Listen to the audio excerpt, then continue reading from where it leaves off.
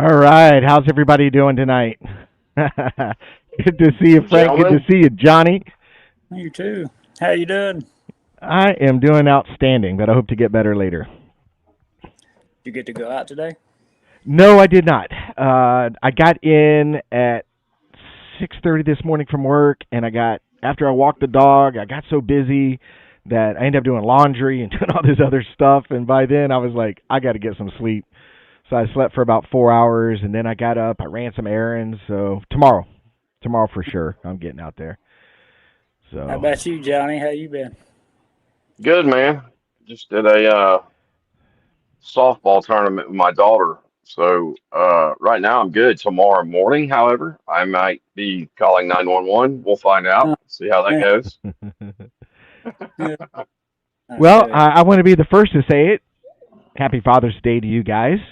No, thank you. You Thanks, know that sir. Thank you. Thank you. and this is an important one for you because this is the first one with your daughter, Johnny. Yeah, I know, man. It's is it Father's Day today Well, or is it tomorrow, tomorrow? but I won't see you Okay. or talk to you guys tomorrow. So, Right. What is Yeah, yeah. how how old's your new one? She will be one the 25th of August. So she's a little one. I got way too Good. much gray hair for one that small, but happy wife, happy life, right? that's how it usually works. Well, I got five Yeah. dogs. You got You what? said five dogs. That's why I got 5 dogs now. And speaking of that, I have a new addition to my household. Oh, look at there. A couple weeks ago, I went to the rescue and I rescued this little fella. His name is Rascal. So he's my That's new companion. that's cool. Yeah, the my wife. There was one. We had four, and then what was it? I think I was either just going to Ocala or fixing to go to Ocala, and she sends me a video of this little weenie dog that I'm assuming it was somebody's pet, but it was all messed up and just hanging around, all matted up. And she took it and gave it a bath, and we started taking care of it. And then we went to the pound to see if it had a chip in it, and it did, but we couldn't find the. Anytime you called the number, it would just go, like it was out of service. So, it is what it is. Yeah. Well, I made sure he's chipped, he's fixed, he's everything. So he's a Yeah. really good dog. He's been perfect, except for he's got one issue. He doesn't like big dogs, and my dog evidently wants to write a check he can't cash. So I've got to Yeah, keep him. that's how the little ones normally are. He's usually calm, cool, and collective until he sees a big dog, and I'm talking dogs that will make no issue with this one at all, and he wants them bad. So I don't think I ever put in perspective because I've always had big dogs growing up, and we've always had big dogs. So uh, the last baby chat she started, we got a Cavapoo. uh, I don't even know what that is. it's I don't some a mix between like a Cavalier and a Cocker Spaniel or something like that. They look like a miniature golden doodle, and but he's real cool. But he's supposed to get like 15 pounds, and he looks massive next to the weenie dog. And but then my other three dogs, they're all 130 to 150 pounds. So it's like, Well, I've always had big dogs, and Bruno was a 180-pound mastiff, and I loved him. He was a gentle giant. I've had curs and pit bulls throughout my history, but this is the first time I got a small dog, and I wanted to try a small dog. So I went down there and I was going through all the cages and looking at all the at the shelter and looking at all the dogs. Every single little dog there wanted to bite me, except for this one. So I said, "You're it, buddy." But he's a what do they call it? I think a Yorktown he does. Terrier. Just Yeah, one of those wired hair terriers. yeah. I was gonna say he looked like he had a little Yorkie in him. Yeah, They're he's fun, he's he's man. he's the size of a wiener dog. Yeah, You know, he's only about 12 pounds. So yeah. I don't know this one. I've never liked weenie dogs. Uh, I think it was because her dad had them and he just never took care of them, so they always just look like big bald possums, you know. And yeah, they was just wild looking, so I just never got into them. I had one growing up, and she was really smart, but she was, I don't know if she was like a full grown one or what, but she was a lot bigger than the ones that he had. And this one, she's pretty long, but they got a different. I don't know. I guess like where we've always had our dogs from the times they were real little pups. They just grow up in our environment, so they adapt to us. And then with her, where she didn't, she's a little out of line, but like she's a sweetheart. Like, uh, but growing up, we raised boxers and stuff like that, yeah. and then the holler that I grew up in, everybody always knew we had a bunch of dogs. So anytime somebody want to get rid of them, they just go and drop them off in front of our house or somewhere near there, and we'd end up with them. Yeah. So a lot going on in the world today, in our worlds, Bigfoot worlds and stuff like that, we had the conference last weekend, the Bigfoot conference, Hmm. and it was a lot of fun. It was good. I don't know what the final total numbers were as far as attendance. I Usually what's that? thought I heard around 4, but I don't know if it was that many. Yeah, it didn't feel like 4,000. Every Yeah, year there's around 2,000, 2,500, or something like that, pretty right. good crowd. And it seemed like there was a good crowd. I just don't know what the final numbers are and stuff like that. So, but a good time. I did put out a video if anybody wants to go to um, Bigfoot Florida Guy, my research channel. I did do like a 20-minute video on the conference. So if you guys want to go there, a lot of pictures and a Yeah, walkthrough and stuff like that. So if anybody wants to look at that, and I got I to give meet you a credit. good I huh. said I give you credit because like I mean like you worked the room really really good, making your way through people and stuff. Like the whole time you was there, you was. Yeah, I was tired. I was Oh, I tired. bet. I did a lot of walking, and then I would always find your table and sit in the background and just I brought my own little tiny chair that I can sit down and rest my feet and stuff like that. But I did learn a major lesson is I am not getting I usually leave the place, go eat lunch and come back, which I will go back to because that's the biggest downfall of the place is when you pay $15 for a hamburger. Yeah, the total bill was $20 for a hamburger and a bottled water, and that's ridiculous. Yeah, yeah. Um, it's not a 5-star burger, so I'm not going to do that. But everything else was great. Yeah. Little things that were different this year. They never ran the jumbotron in the ceiling.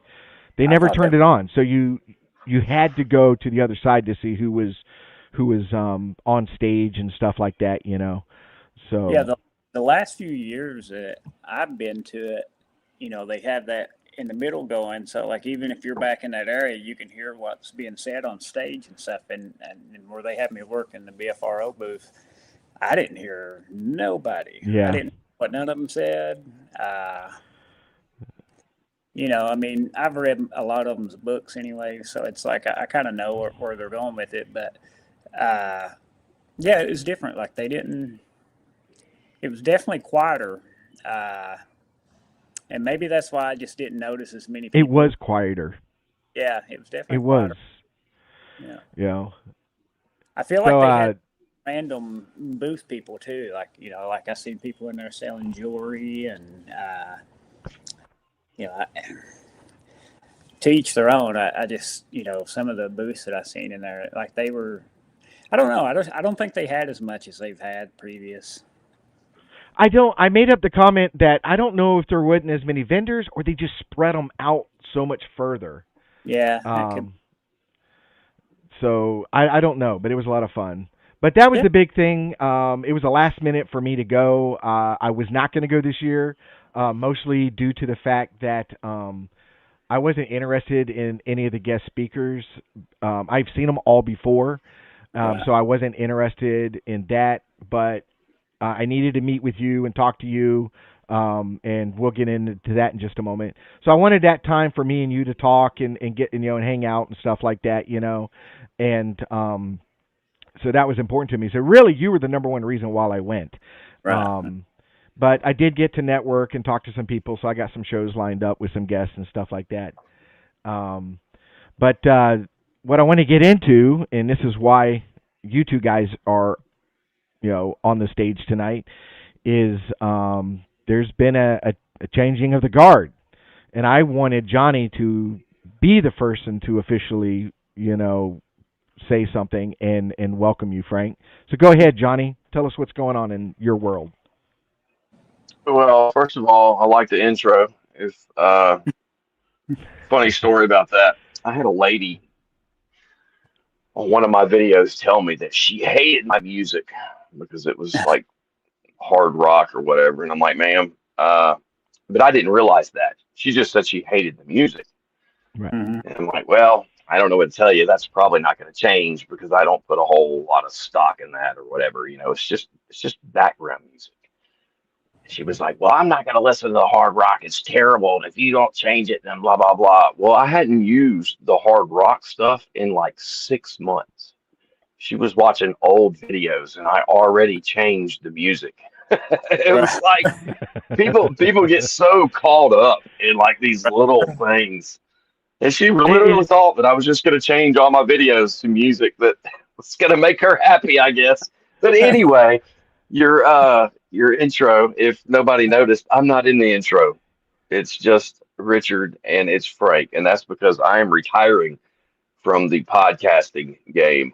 I've been doing it off and on for several years since I started doing this now, and I just got too much going on.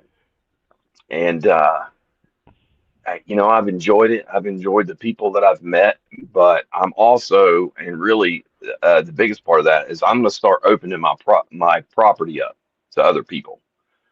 So I've That's cool. had activity for a little over a month now, which is a little unusual. I was talking to somebody the other day, and usually the activity went from, if you start at the beginning of the year, like I would have a little bit in like between February and spring, and then a little bit at the beginning of summer, and then starting like the end of August, I get a whole lot of activity all the way through like the first or second week of November. That's like the most, you know, the busiest time is that 3 months. And that's where I get 90% of everything. Well, for the past, they've been here for about a month and I've been getting activity, but it hasn't been up close to the house. It's been either back behind the house or up to a mile away when I went to the management area. And it normally doesn't last that long this time of the year. But I was talking to somebody the other day about it, and I always assumed that like maybe they left and that they, migrated or, not necessarily going north, or Right. south for the winter or anything like that, but that they probably had a big circle that they moved in. The fact of the matter is, for all I know, they're here year round and they Right. just decide to interact they probably know that the more they interact, the more I'm going to keep looking for them. So if they interact all the time, I'm going to look for them all the time. So anyway, I've never, as long as I've been doing this, I've never had anybody out to my property. And it's, unfortunately, I got burned early on Mm-hmm. when I started getting into this and meeting people and, some people that just did some really despicable things. And those individuals, had my address. And it really made me stop and think that, man, I need to slow down on that. And I had people come out to the management area before, that is back behind my house, but never to my house. Right. But now it's been, I've got a handful of people now that I've known for 2, 3 years that I trust, you know. Right. And it's beyond, it's real easy to get along with people if you're on your best behavior, um, and Right. every trip goes good, you know. Yeah. But once you start having those little, like maybe little disagreements or arguments or whatever, and then you make it through that, then you know you're friends, you know. Mm. And that's Right. Yeah. kind of what I've been waiting on, you know, to see. You know, you got to give people a certain amount of time if you don't see them that often to get to know them. And there's, you Right. know, three or four, maybe five people I know now that I trust a lot, and I want to start bringing them out here. And you know, who knows? Maybe one day we'll open it up. The fact of the matter is, I may not have very much time left. You know, they started trying to approve the project that's back behind my property, where they're going to do all that clear cutting, and then Mm. it's going to be a big facility. Uh, it's going to run 24 hours. So I've known that I'm probably on borrowed time with that. I thought they would have already started by now. I don't know what's going on, but we're probably going to end up moving within the next 5 years once my kids get through high school, you know, and then before the little one starts, we're going to move even further out into the sticks. Right. So I'm running out of time to do these things. I want to bring people on, um, just to have their own experiences, and it's also good to have, you know, people with the outside perspective, and people that can say yes, you know, Johnny's telling the truth, and this is what happened when I was there. Now I don't know if anything's going to happen or not when people are here, but Right. it's just time, and I got, you know, it's just I'm just so busy, and every Yeah. second that I do with the podcast and everything else, I'm not doing videos and I'm not out in the woods. Just like for Right. the past month, I've been in the woods six nights a week, you know, and not I don't have things happen every night, obviously, Right. but I It's just feel nice like when. yeah, Well, yeah, and that's why we wanted to do this show. Me and Johnny talked about it, and I was on because now a lot of people I'm busy still. I'm very busy. I'm also the co-host with Icebox on Dirt Road Bigfoot. So when we did our first show with me as the co-host, we addressed it. So I wanted everybody to know, and the changes and stuff like that, because me and Johnny talked about this. We know how the community is, and if we just did a show and Johnny's just not there anymore, rumors start to fly. People go, there's problems and there's this, and this. And me and oh Johnny yeah, want to yeah, yeah. address it, and me and Johnny want to address it right off the bat and say, Johnny is one of the closest friends that I have in this world. Right. And I'll never say anything negative about Johnny, even if he got in my face and yelled at me. Um, he's a great guy, and we are still close. And it's just a matter of um, Johnny's extremely busy, and I get it. And I would probably have done the same if I It's was in the same it's shoes not with. you, it's me. Yeah. Yeah. But I mean, I'm lucky enough that I'm not married and I don't have kids here, so that really, I don't have that dynamic that creates any kind of change in my schedule. So Johnny does, and I tell people Johnny's a very active father. Right. He does sports with them and he does things, and he's got the new baby and he's doing research and he works a full-time job. So it was just, there was a lot on his plate. So when Johnny said, "Hey, look, this is what I'm going to do," I supported him 100%. Am I going to miss Johnny? Absolutely. Johnny is, Yeah, I'll I, still I be back. Still be back every once in a while, and you know, tell people what's up, and you know, drop in and say hello and everything. It's not necessarily a bad thing. It's just, again, man, I just got other things I need to be doing, and I really felt too. I felt like whenever you and I started doing this, that like I was gonna be. I wanted the quality to go up, yeah, you know, in our like production value, and I just didn't have the time to do it. You know, I just don't have the time to, you know, start getting the better microphones and better sound and better internet. I mean, it's going to cost me $1,500 to get, you know, to right. replace my internet unless I get Starlink. So it's just it's just time, man. Who knows? Maybe one day when I retire and I can't get out in the field anymore, then maybe we'll see what happens. But until then, I just can't. I just want to get in the woods and do all the other stuff. But Mm. I've enjoyed it, and I've really enjoyed everybody that I've met doing this. Made a lot of good friends and learned some really cool stuff. But yeah, that's pretty much it. Yeah, and that was the key thing. We just wanted to clear that up before people started running around because, like I said, I make this comment all the time that, when we use the term Bigfoot community, I also say it's a hostile community. Oh And yeah, it's straight and it hostile, and that's part of the and I just had that happen, man. I had somebody who I knew we weren't buddies anymore. I knew we wouldn't be going out in the field together. We got into it. I've only had a handful, not even a handful, like three falling out since I started doing this.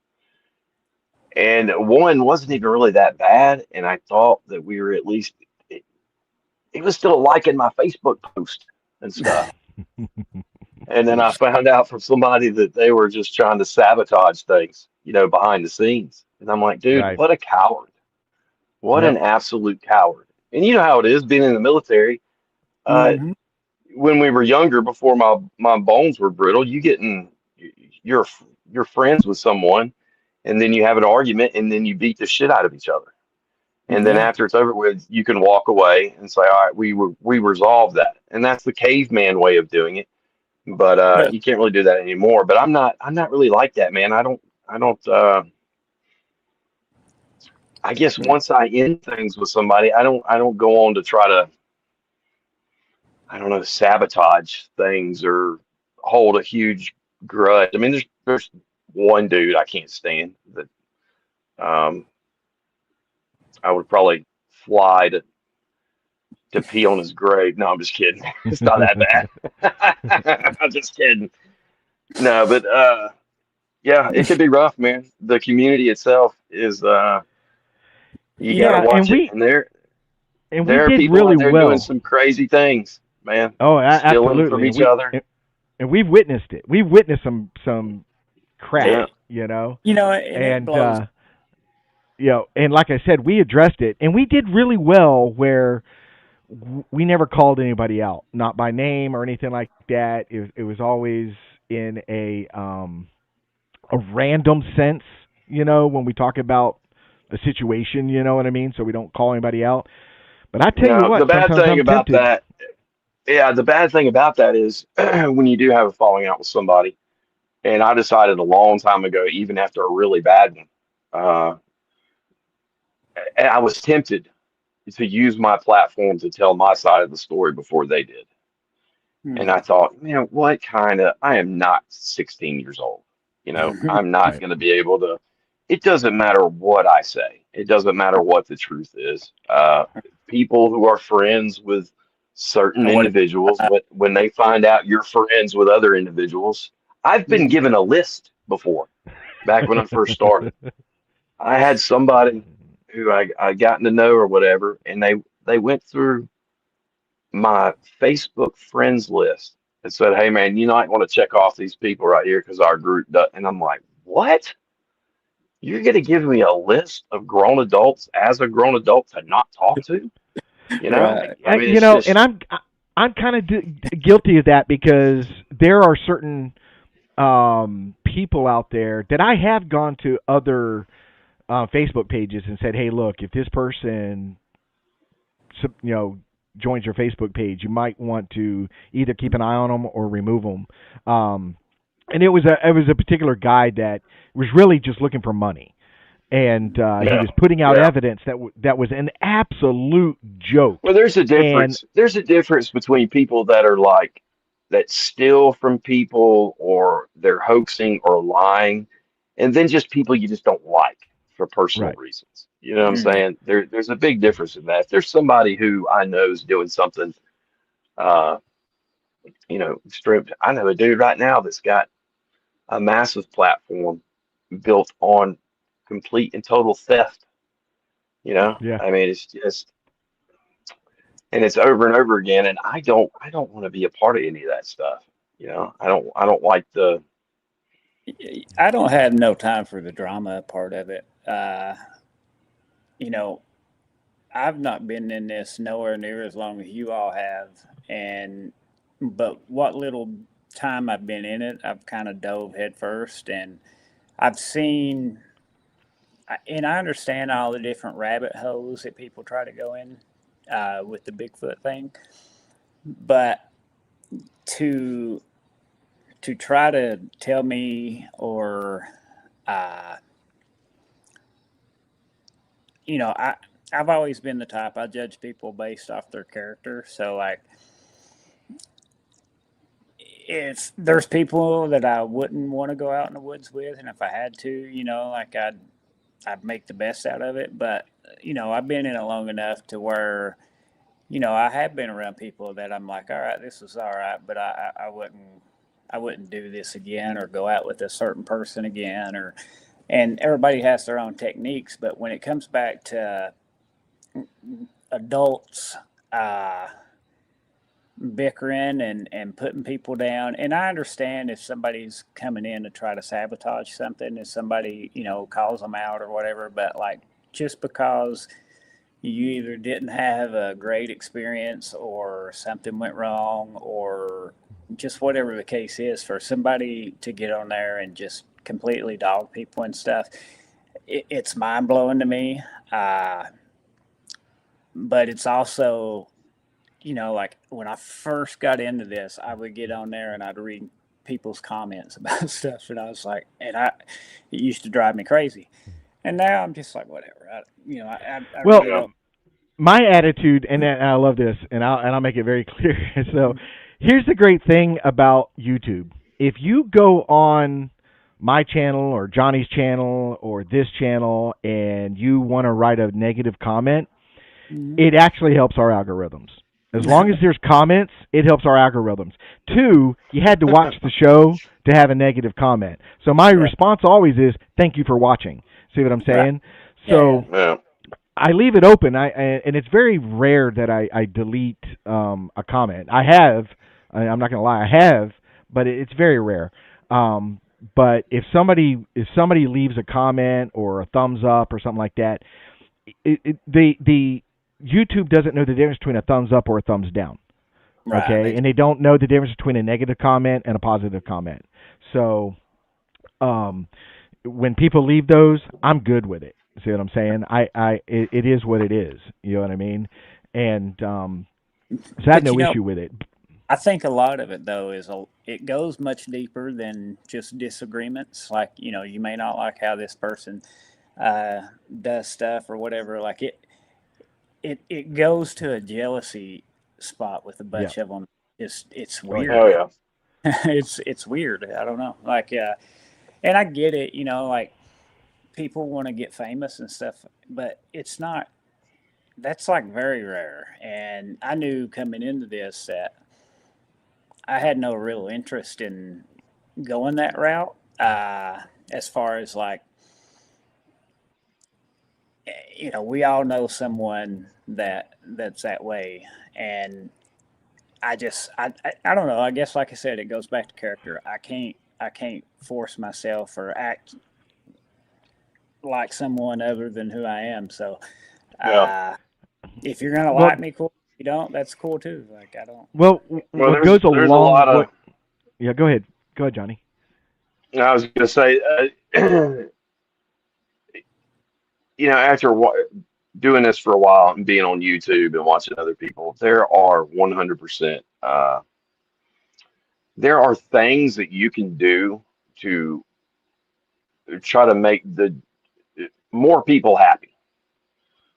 Like if there were roads, if I know right now, if I started saying tomorrow that, all right, look here, guys, I figured it out. Sasquatch or Nephilim. And this is what they're doing, and this is how they're getting, and then going out and finding every stick and say this is a glyph, and just take and just start doing all the crap, things that you have. There's no way you can prove. Right. I know more people would be a lot happier with me. Oh yeah. Because Yeah. they want you to choose. They want you to Right. choose one way or another. Are you ape or are you the Yeah. other way? Right. Yeah. And I've been telling people for 8 years, I don't know what they are.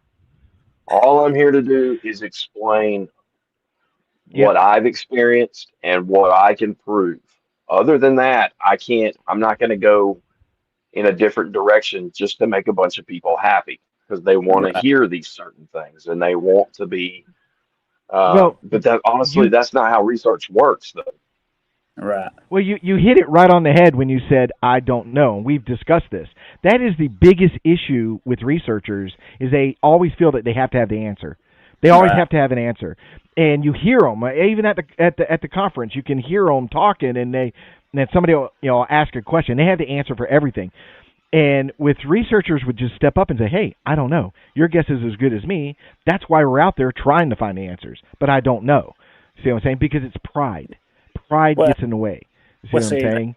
somebody asked me a question during the roundtable, and they asked a few different ones, but one of them, they were kind of going towards the Nephilim thing and just kind of asked what my opinion was about them being Nephilim and stuff. And I'm like, that's exactly what I told them. I was like, look, anybody who tells you they know what these things are don't. And Right. uh, can I tell you that I think they're Nephilim? I don't really think that they are, but can I tell you that 100% fact? No. And that's what I told them. Right. I told the guys, like, look, that's why we're all here at this conference. That's why we're all doing this stuff because we're interested and we want to find out what it is. Like, to each their own, like you may go in and find what you need and you're good with it. But, we don't have, I think all the answers that we have are answers that we've had, so I mean, Right. Well, so, yeah. I mean, if we can learn to disagree and not get upset about it, because right, me and Johnny don't agree on everything, right, but I respect him. He respects me, and he's still my friend. At the end of the day, same with Icebox. Me and him bounce stuff off each other's heads all the time. He may or right, may not disagree with me, but we're still friends when we hang up the phone. And right, that's where the problem lies: is all of a sudden you don't agree with me, we're not friends anymore. You know what I right, mean? And that right there is the part that's got to change the most in the Bigfoot community. Is you know is this giving up friendships or giving up your network of people because not so, everybody is agreeing with everybody, and that's just right, ridiculous. We're not in high school. right, right, and you know, uh, and we've all seen the whole thing. Like my biggest pet peeve is being out in the woods with somebody that every little thing's a Bigfoot. That's what drives me crazy. Other than Yeah. that, like I'm pretty laid back. Like I can push it all aside. Uh, but that's probably my biggest pet peeve is and it's not really just those who everything's a Bigfoot. It's those that everything's a Bigfoot, and when you try to have a discussion about it, one, they don't have enough to back up what they're saying, and then two, they have no interest in hearing what you have to say about it. You know what I mean? So it's like, Right. and you run into those people. So like when I run into those people, I try to just find something out of them that I can learn something from, and if I don't, then I don't. But uh, I don't think people understand how many things in the woods.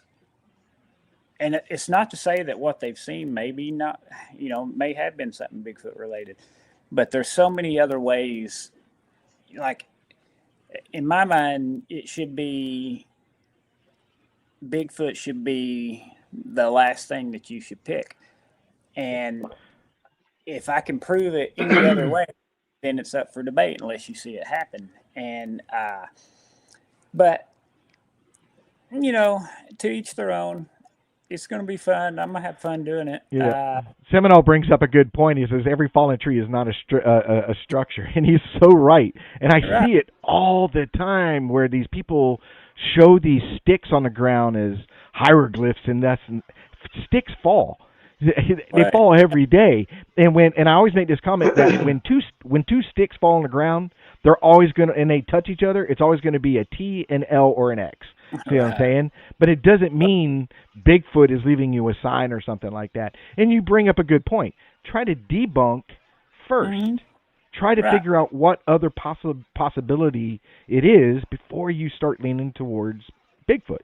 Well, you think of some of the, and Florida's not really known for them, but a lot of hunting areas north of Florida have pretty good sized bucks, especially the farther north you go. Hmm.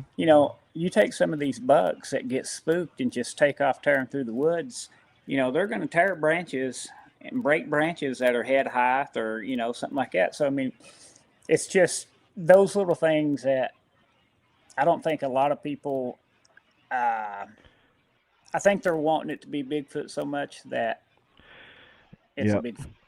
And Yeah, like this comment by Seminole, I love this because he brings up a good point. And, he says it annoys the crap out of me. I lived through 106 hurricanes. That's a lot of hurricanes, dude, and tropical storms. It's time for you to That's a lot. move, buddy.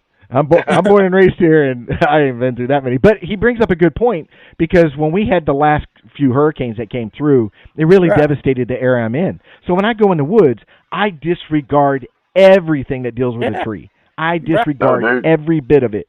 You know what I mean? You The have happy no place. choice. Yeah, Well, The one but these happy place, people place were now post. looks like well, one, it's big structure heaven now in our main research area, and Yeah, it's all and from a hurricane. I Every bit of it. watched New after the stuff hurricane. weaved. Oh yeah, right. and I saw all this stuff come out after the hurricanes. People posting all these tree structures and this. Oh, last time they came out here, this wasn't here. No, it wasn't because we just had a hurricane blow through. You know what I mean? So Right. that I wait a while. Let's say 6 months to let things Yeah. settle down because some trees are even damaged and may fall later. So you a lot of that stuff you got to push to the side and start looking at more forensic material before you start claiming everything's a Bigfoot. And that's the in Florida. We had a storm day before yesterday, and it was so powerful of a storm that it blew the railing down on the house. We have a railing around the patio, and it blew it down. And this is wooden. This is those round poles, like you make wooden fences out of. Blew it down. Those things happen. Mother Nature is a crazy thing and does some powerful stuff.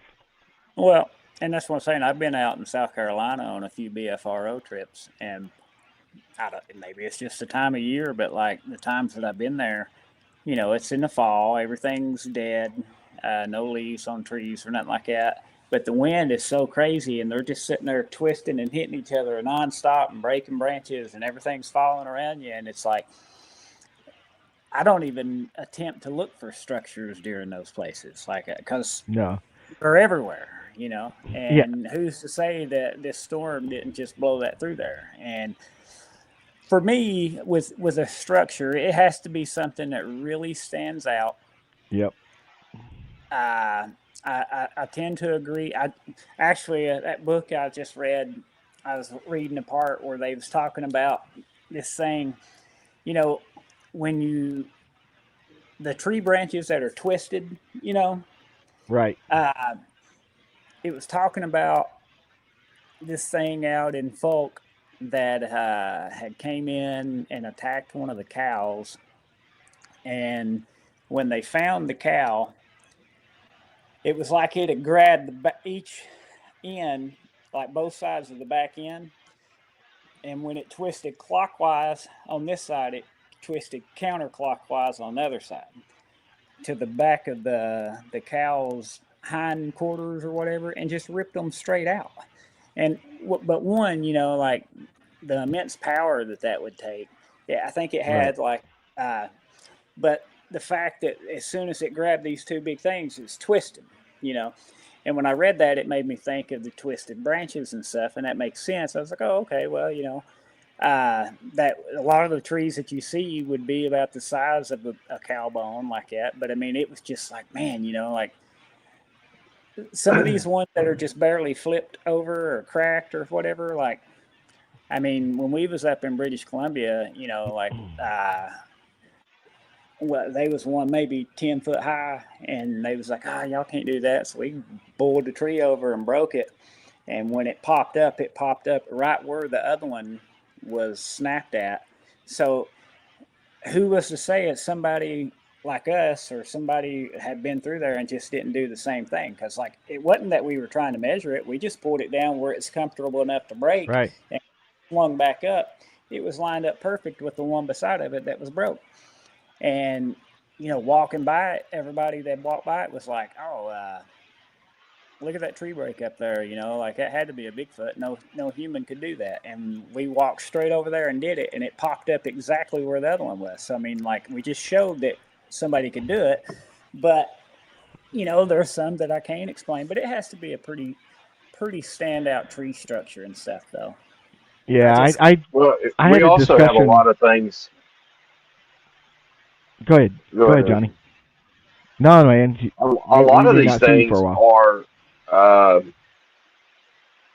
like we're literally just assuming that Sasquatch even does that to begin with, because we don't know. Yeah. like where did the idea come from? Did somebody witness? Like if you're gonna say, and I'm just making this example up, and I think I've used this example before. Let's say you go out in an area and you find three stacked rocks, Mm-hmm. and you find 10 of those in an area. I don't know, 5 acre area, and they're spread out or in a line. And you might hear from somebody, yeah, Sasquatch does that because they're marking their territory. And Mm-hmm. it's to keep the other Sasquatch out of that territory. What would you have to have witnessed in order to know that? You would have to witness a Sasquatch walk up to three rocks, Mm-hmm. stack those rocks, walk over and stack three more rocks, and go down the line and then leave, and then watch another Sasquatch walk up to those rocks and go, "Rrr," and then turn around and walk over and then see another pile and go, Go "Rrr, there. we Right. can't go there." I mean, that's Right. literally what you would have to, Yeah. that's what we're talking about. And there's things like, Well, it's like the X formation. I'm Like not for I'm not big in structures, but the one, in my opinion, they put one stick in the ground. Hmm. the one that's upside And down, that I believe. started with me because I had several times where I had direct interactions, and I would go out to that spot. And the first time it happened, it was literally, I got video of this. It was literally a stick in the ground with the other half pointed exactly where I was standing. And then another time, uh, I don't know, a couple of months later, I had an interaction, and I go out to where, and it's a crappy thermal, but I think I got one on thermal. And I go out there, and exactly where that thing was standing, there was a branch leaned up against the tree. But it wasn't a Hmm. branch from the tree. It was a cut branch that I had cut. When I had cleared that area out, something within a Hmm. day went and leaned that up there. And I have found these with a bunch of different situations, just the one stick thing. But on the Right. other hand, that happens all the time in nature. When Right. you Right. walk through the woods, you're gonna find branches Mm-hmm. stuck in the ground that just fell out of trees. So you kind of have to be like I'm pretty sure that they do this thing, but then again, this one I Right. found, I can't tell you 100% Right. unless there's something linking that, unless I know it was standing there or something like that. Right. And with the structures, it's always been very difficult for me unless you Yeah. see one make it. How do you really know? Oh Well. yeah, and that has a lot to do with when I do my channel. And some people go through all 500 friggin' videos, and not once, not one time, You're right do I back. claim a Bigfoot on anything. Not one time. Right. Okay, because Right. I leave it up to the person watching the video to come up with their own conclusion. But Right. I found sticks and that were stabbed into the ground. Now, and I'll document and say the leaf cover is probably 3 or 4 inches. I mean, it's thick. It's Yeah. spongy when you walk on it. So Right. for a branch to fall out of the tree, straight down and stab through 3 or 4 inches of leaf litter and then into the hard ground underneath it. Right. That's okay. And I tried to reenact it at the time, and this is all on video. I'm 220 pounds at the time, and I'm Right. leaning on this stick and I can't get it past the leaf litter. So how fast did this thing had to fly out of the chair? Because gravity alone didn't do it. So those are the things that I'll document and say, okay, that is strange. Then I'll come back a week later, and there's one right beside it, literally 12 inches from it. What are the chances of it happening twice basically in the same spot? Right. Excuse me. But I never claim Bigfoot. I just claim this is very strange. Yeah. You know what I mean? Well, right. So, because when I first got into this, everybody was talking about the X formation. Like if you walk in the woods and you see a big X, that's them telling you can't come through there. And then I talked to somebody like maybe months later, I don't remember exactly when, but they had a totally flip-flop idea of it, and they said, no, X means you're good, means you're welcome. And I'm like, right. like who knows? Like I said earlier, any two sticks that fall are going to form an L, a T, or an X. So I disregard X's all the time. Trees fall in the woods, and when they fall, they bounce and they move and stuff. Weird things happen in nature, and just because they're crossing each other doesn't mean anything. Well, when I was out in the last month with a guy, and we was just out walking, and he had we was walking through some field, and it was just two trees that had fell and was laying on each other, but they formed an X. And he was like, "Watch this." He took a picture of it and he posted it on his Facebook thing, and he was like, "I guarantee you people will say that this was made from a squatch," And it was like, it's crazy that people are, I wouldn't say gullible, but I don't even know what the right word would be. But, for somebody just to see that and then instantly think, yeah, Sasquatch did that. Like, I get it, but it's just not me, I guess. Right. I think there's like, I got a buddy that called me today. He called me last night, and somewhere in Central Florida, they had, they met him at the conference or whatever, and he talked to them, and they came back up to him, and I guess they called him yesterday, and apparently,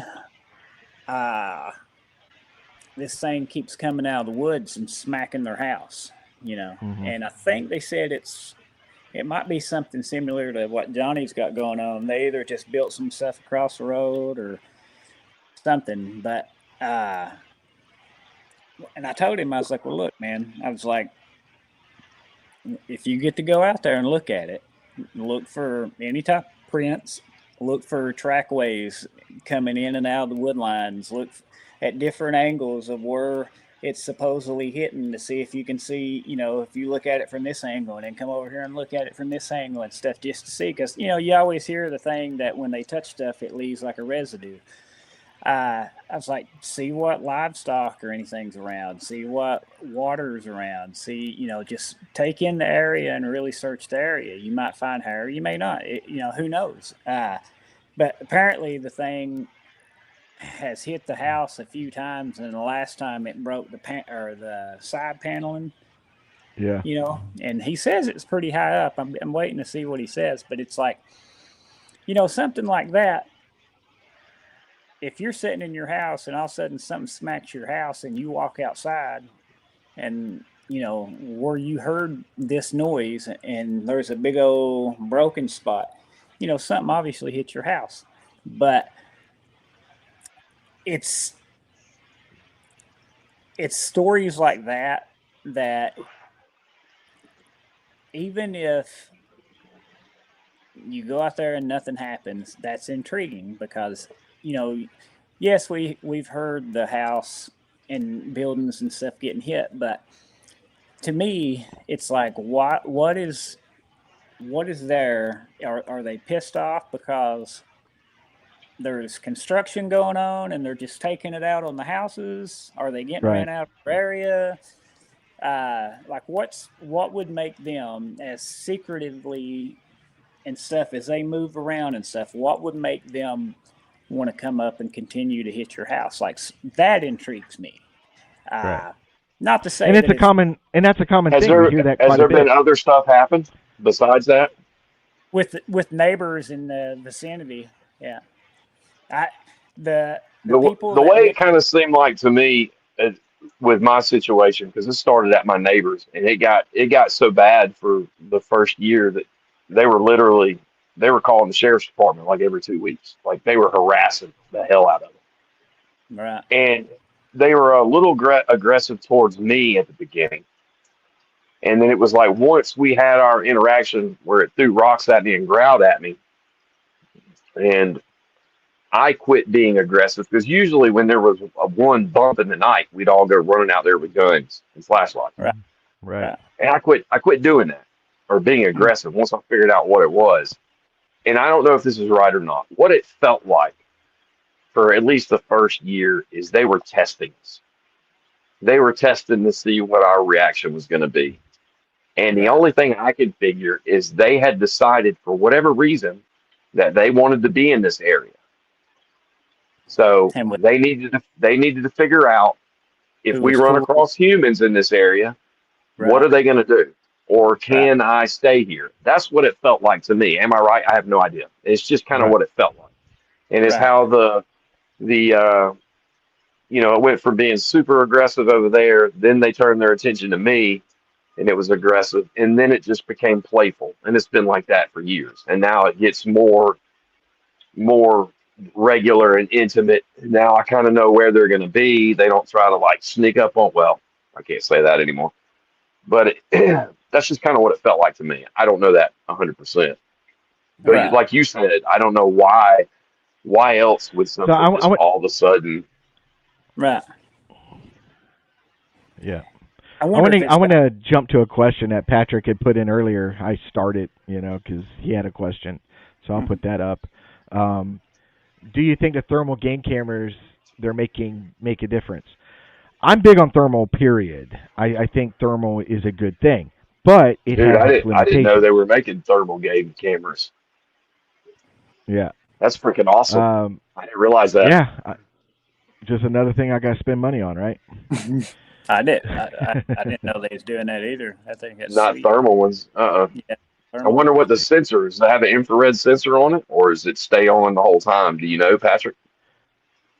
Well, I know they're based on heat, so they don't. Right.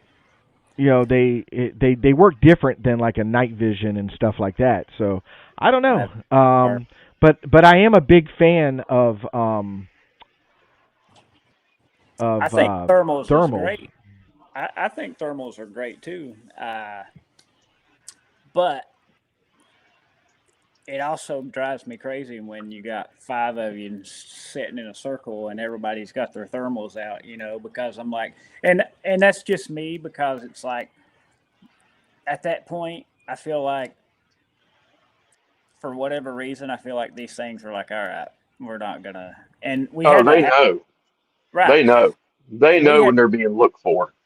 right, Yeah. and we had that happen to us. Like we were all sitting around, and it was pretty quiet at first, and then we heard what sounded like a just a single cow in the woods, and there wasn't supposed to be any cattle in that area. Who knows? But uh, I just happened to look around, and everybody was sitting there in a 360, just scanning their little lanes and stuff. And I was like, maybe let's all of us put our thermals down for a little while. And as soon as we put our thermals down and just sit around and chill for a minute, like everything started popping off, wood knocks, whoops. And I think a lot of it was just the fact that they knew all of us was sitting there recording and Hmm. trying to do this. And it's like, I think they're handy. The game camera thermal, I would be interested in seeing. I think that would go a long way just because you always hear the whole IR thing and they can see IR. But uh, I do think it's handy to have a thermal. I usually Yeah. pack two with me, uh, but I think that in case something happens, it's always good to have. But I couldn't tell you how many times I've been in a situation where I've had a thermal and something be going down and I've not grabbed it yet, because like Yeah, Right. and trail cams are weird. I'll bring up 2 points. One, when they talk about the infrared and you can see the infrared, that's why you don't catch them. Well, there's an argument there because some people have posted trail cams with a possible Sasquatch in it. So all of a sudden, there's a debate on that. We don't know until, like Johnny has made the comment in the past, until there's a long-term study. You're Yep. not going to know. But Right. I granted some of those videos are AI. There's no doubt. But some of them are interesting enough to say, okay, there's something interesting there. Hmm. Um, you Well, I know, was always told to use like the old trail cameras because they just right, flashed, and right.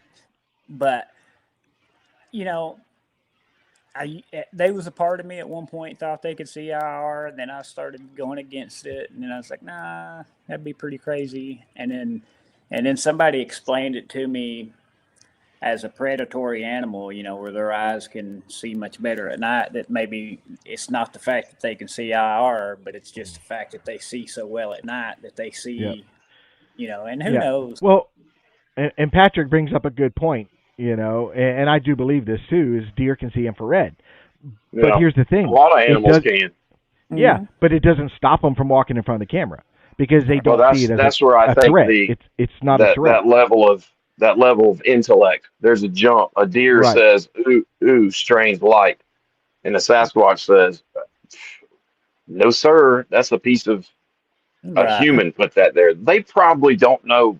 Obviously, they probably don't know what these things are doing, right, but it's but some they know it's connected to us. I believe, right, and Yeah, I've and documented that where in back at the sitting spot how the interactions I have are or the equipment that I take with me directly affects the interactions I have. For the first year that I had that situation going on back there, um,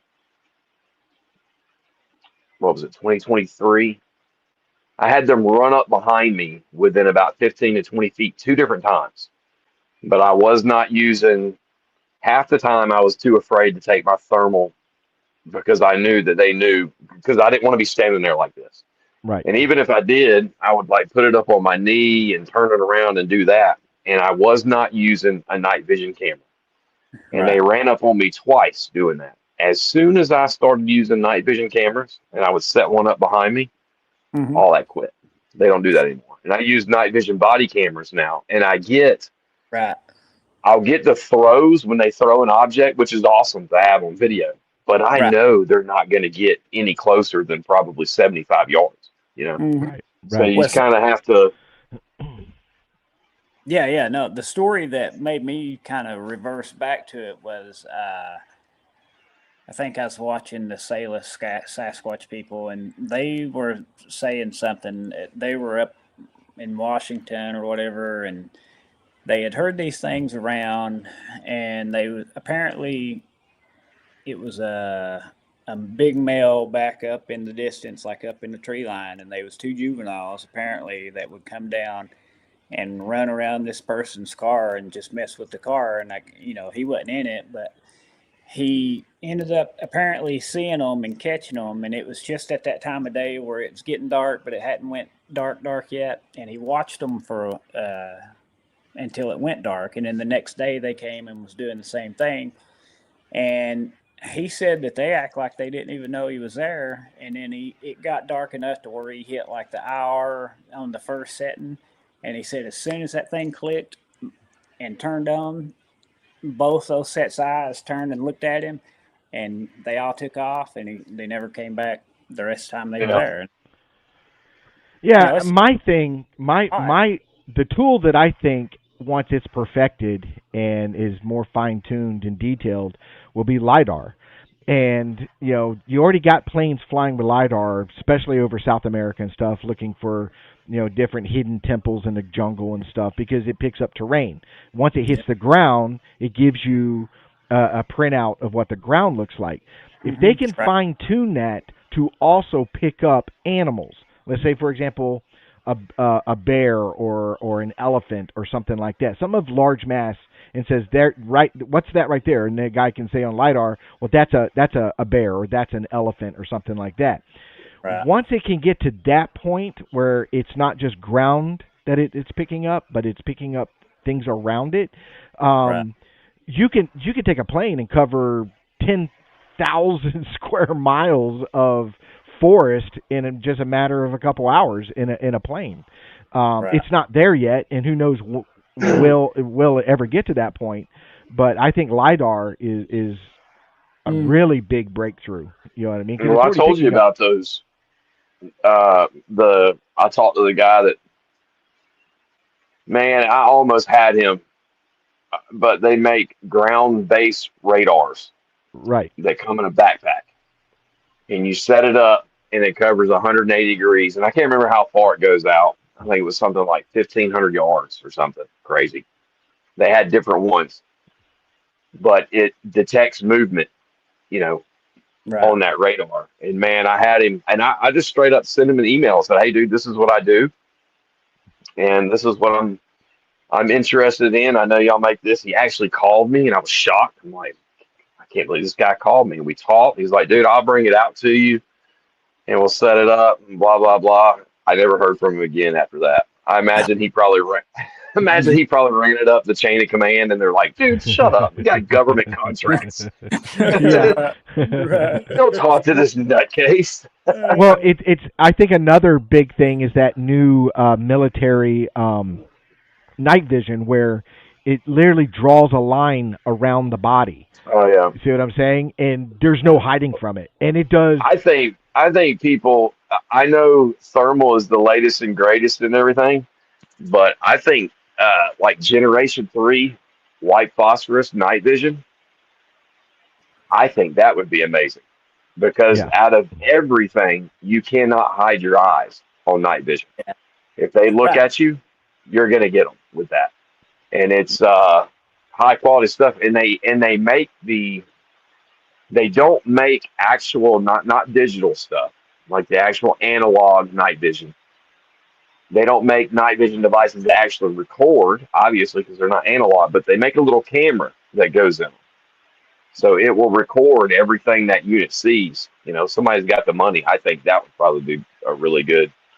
Right. That would be the next thing I would get beyond thermal. Thermal's great, but It's the good to problem have, is but once you have one layer of leaves in between you and whatever it is, yeah. Yep. you can't tell what it is. You know. Well, that's Well, like that's what I tell people. You take thermal or night vision, you can still hide from it. And then you've got a quote. This one person, I won't bring their name because they're not worth mentioning their name. So I'm not going to give them an audience. But he's big on, if I get a thermal drone, I will prove Bigfoot within 30 days. Well, here's what he fails to understand is when you're flying a drone and it's looking down, it can't get past the canopy. I can hide at a base of a tree and you'll never see me. See what I'm saying? Yeah. Everything has all the tools that we use has a limitation. It's using all the tools together to form a picture.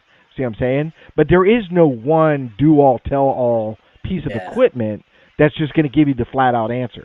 See what I'm saying? well, We're just not and there yet. plus down here, thermals work good too in certain spots in the wintertime too. But like down here, like Oh, yeah. it would be hard to do Oh yeah, anything. I can imagine that in Florida it would be Yeah, like, even if you was out almost there, useless in some spots. right? Yeah, at nighttime. I mean, they're good to have, but Yeah. I thought the same thing when I got my thermal drone. I'm like, I'll be able to do this and do this, and it's like, yeah, I've found elk and found deer and stuff like that, but I still think There, that you have to. This stuff happens so by chance that it really takes just at the right moment at the right time, and yeah, it's all I, happenstance. But yeah, you bring up a good point, Frank, because and we did this one time. I was out with Kerry Arnold out in the woods, and we were talking about it, and I was like, well, in Florida, if you use thermal early in the evening, let's say 10, 11, 12 o'clock, the forest looks like it's on fire because yeah, every tree, every blade of grass, everything is holding that ambient heat from the day. So Mm-hmm. even in the summer, your only options use thermal like at 2, 3 o'clock in the morning when things have dropped Flat. down to a certain Yeah. temperature. Well, that's what I And we say. ran into that with Carrie because we were out there like 10, 11 o'clock, and thermal was worthless. We just couldn't Yeah. use thermal. Well, I You mean, know.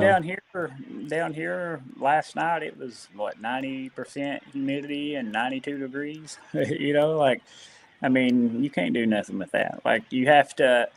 Yeah, could you see if there's a heat signature if it's moving? Yeah, but like to be able to set it aside like you can in the wintertime, when you see a good heat signature and then it stands out really well, like. But like to what y'all was saying a while ago, like in April, I think it was April, when we was up in Tennessee. We had 9 sets of eyes, illuminating eyes, come in our area, and we was watching the eyes. We was sitting in the dark, just watching them. Anytime you try to bring up thermal night vision, it was thick you couldn't make through Yeah. to where it was at. But with the naked eye, you could sit there, and they interacted with us for. They would have probably stayed as long as we would have. We stayed and interacted with them for about 2.5 hours, and then we sent 2 people down the trail and watched 2 sets of eyes pace them at a distance going the same direction. But as far as every time you try to pull thermal out or any of that stuff, it's just too thick. How'd you And see Well, their and eyes? honestly, we was sitting in the dark. We had walked up the trail. There was a certain mountain that we was going to go and explore, and it was 4 of us. We had separated and was leapfrogging each other, going back and forth and making calls and stuff to each other. It was super quiet, and we was fixing to leave. It was like around midnight, and we was like, all right, it's dead, let's head back. And buddy, we looked off to our left, and we seen what looked like somebody with a headlamp, just headlamps walking through the woods, and we thought, there's nothing out that way. There's no trails. We got the maps out. There's no trails. It's just woods. So And they're self illuminating, is what you're saying? It's not. we wasn't shining any lights. We was sitting in pitch dark. And Huh. we thought that there was 2 people that was supposed to be on the opposite mountain from us. They never showed up. So we thought maybe they had went somewhere else and came back, and that's who we was seeing. But when we pulled it up on a map and was looking at everything, there's nothing out that way but woods. There's no way to get out there unless you're just walking through the woods. But the thing was, the eyes would go back. So with the naked eye, you could see 2 sets of eyes. Anytime you took a picture or any of that, and try to zoom in on it, it looked like orbs. But they would go from amber to red to white to blue. And one of the guys that was there, he was joking around, being goofy. We was just goofing off with him, saying, hey, appreciate you showing your eyes. We have. They gave us a list of. We wasn't far from where Mary Green, and I think that's who it was. Mary Green had a bunch of her stuff go down. And they gave us a list of Cherokee and stuff. So we would say stuff like in Cherokee, like, hey, come visit us, we're friends, come show us, whatever. And my buddy was like, oh, your eyes are so pretty. He's like, I'm going to bring you some gifts. I'm going to bring you some liquor and weed. And as soon as he said that, every pair of those eyes went red. And to the point on the video, everybody's like, whoa, they all just went red. They all just went red. And he was like, oh, I'm kidding. He's like, I'm going to bring you cookies, bananas, tangerines, blah, blah, blah, blah. And they all went from red back to like a bluish white. And it was just odd, man. For the most part, you could always make out 4, but 9, we counted 9 at one point. But for the most part, it was between like 3 and 5. And all of a sudden they would start going out like they was almost like somebody was shutting their eyes. And then I remember I yelled out one time. I was like, when it went dark, I said, hey, I was like, I've drove too far for you not to interact with us. And as soon as I done that, like all the eyes lit back up. But it was so bright. It was so bright that it looked like lights were, and it didn't do it all the time, but like there would be times when it would go from like white to amber, that it would get so bright that it looked like beams was going through the breaks in the foliage. It was Dude, crazy. I've that's never seen nuts. it. Yeah, and I got some pictures that I tried. Like I pulled it up on my big TV to try to make it stand out better, and I got some pictures, but on my phone and stuff, it just looks like orbs. But you see all the colors. You see the red, the blue, the yellow, and it was. So the next night, we ended up, instead of going out from like 8 to 1 or 8 to 2 in the morning, we flipped it up and went from like 1 o'clock to 7 in the morning, and nothing. What nothing in that Hmm. spot. Nothing was out Hmm. there. That night when we was out, all the activity that we was recording, uh, it was moving east each night. So like one night it was over here where we were. The next night it was maybe 15 miles to the east. Next night it was like 15 miles to the east. So I don't know if they were traveling or what, but it seemed the activity seemed to move farther east each time. And but I've never experienced illuminating eyes. Maybe it was orbs, but with the naked eye, it looked like two eyes, and Hmm. but not reflective, not nothing. It was just us sitting there in the dark and seeing what looks like lights come up the road. It was crazy. And one of us had only been into, he's fairly new into it, like newer than me, and then the other two, they've been doing it for years, and they've had sightings and stuff, and they've never, they none of us knew what to make out of it. It was just uh, one of those That's unexplainable things. crazy. Yeah, it was pretty wild, dude. I mean, uh, I don't know if it was one of the pictures that I took makes sort of like a shape. It's weird. It's like, and it could be just the way the beams are shining off the light, but I've never experienced anything to that nature. And the way and we ended up having a sighting. There was two juveniles hunting a hog or a deer. There was a hog and a deer in the area, and uh,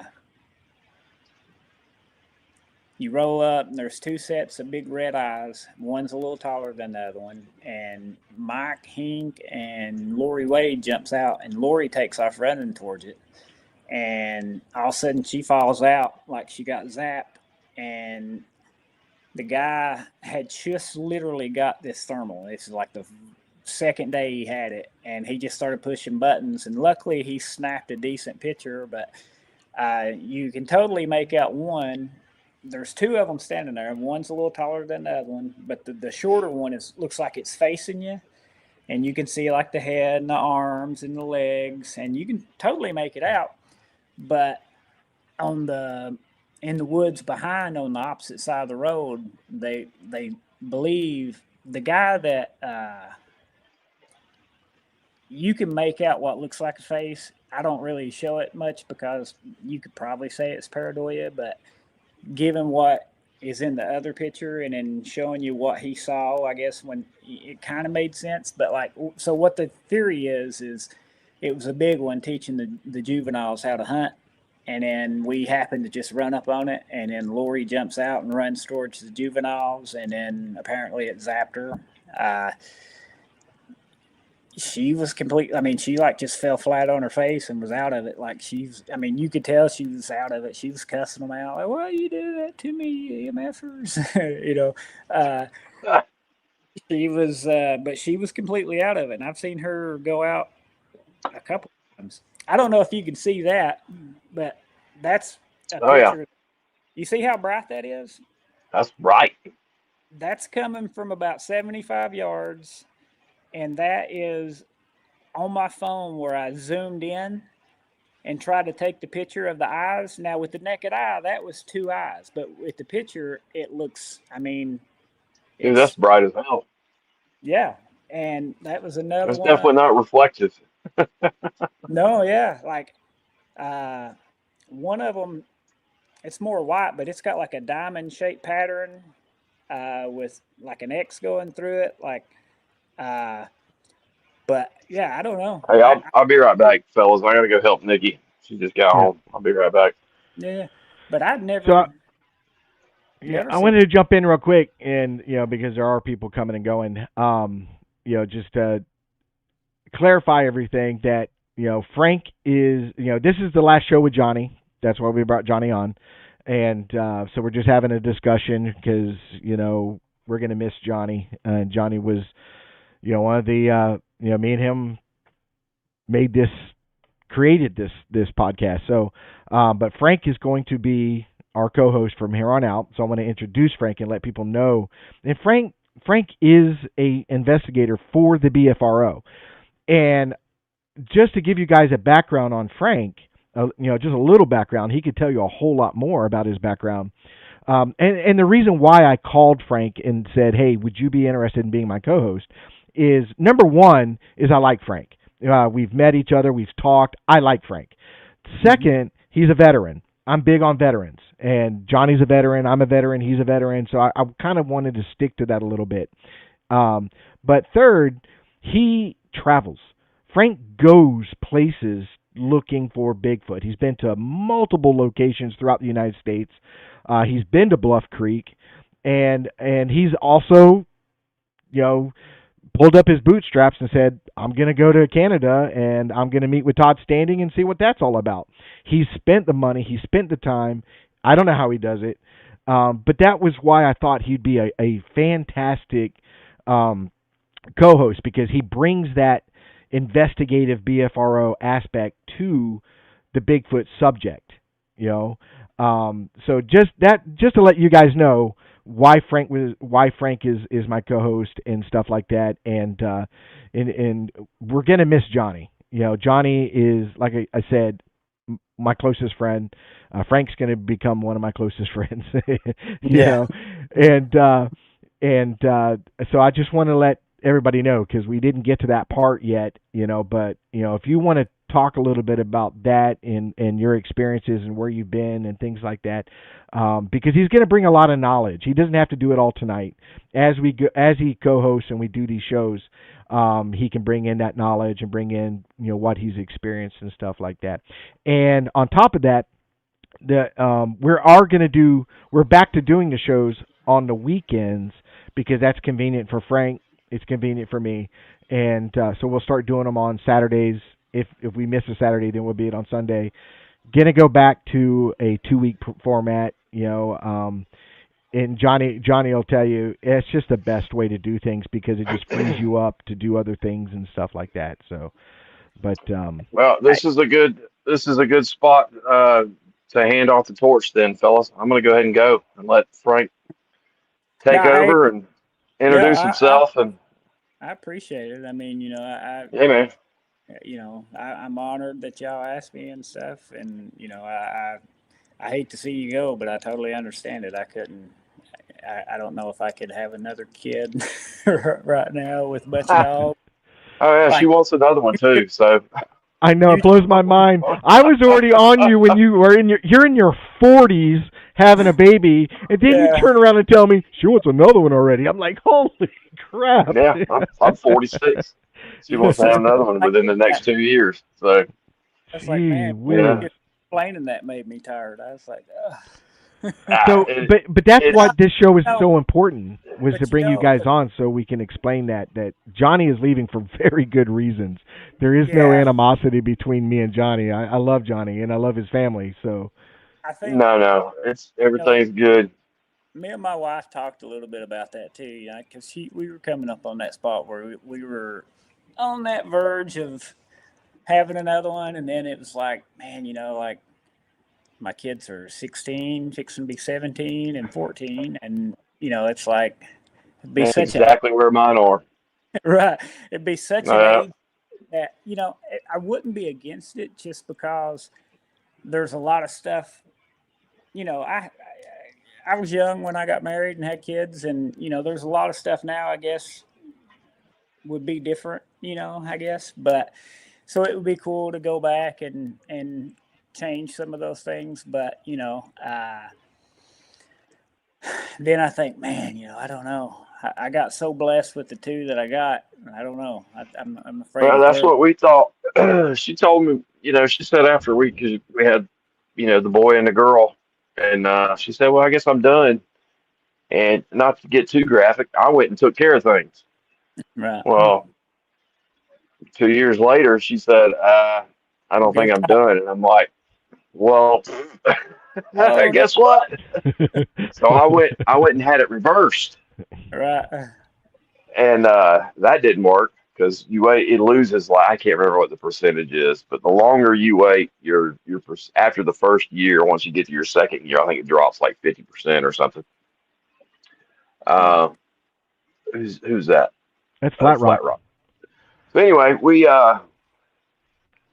it didn't work, and then we just kind of, she looked into adoption and thought maybe we'd do foster care. She's always, she's great with kids, and Right. she stayed at home and raised, our two. But then she found out our insurance covers IVF, and it was like within, dude, it was quick, and it all worked the very first time. So now she says she wants to do it again because she doesn't want our daughter to grow up.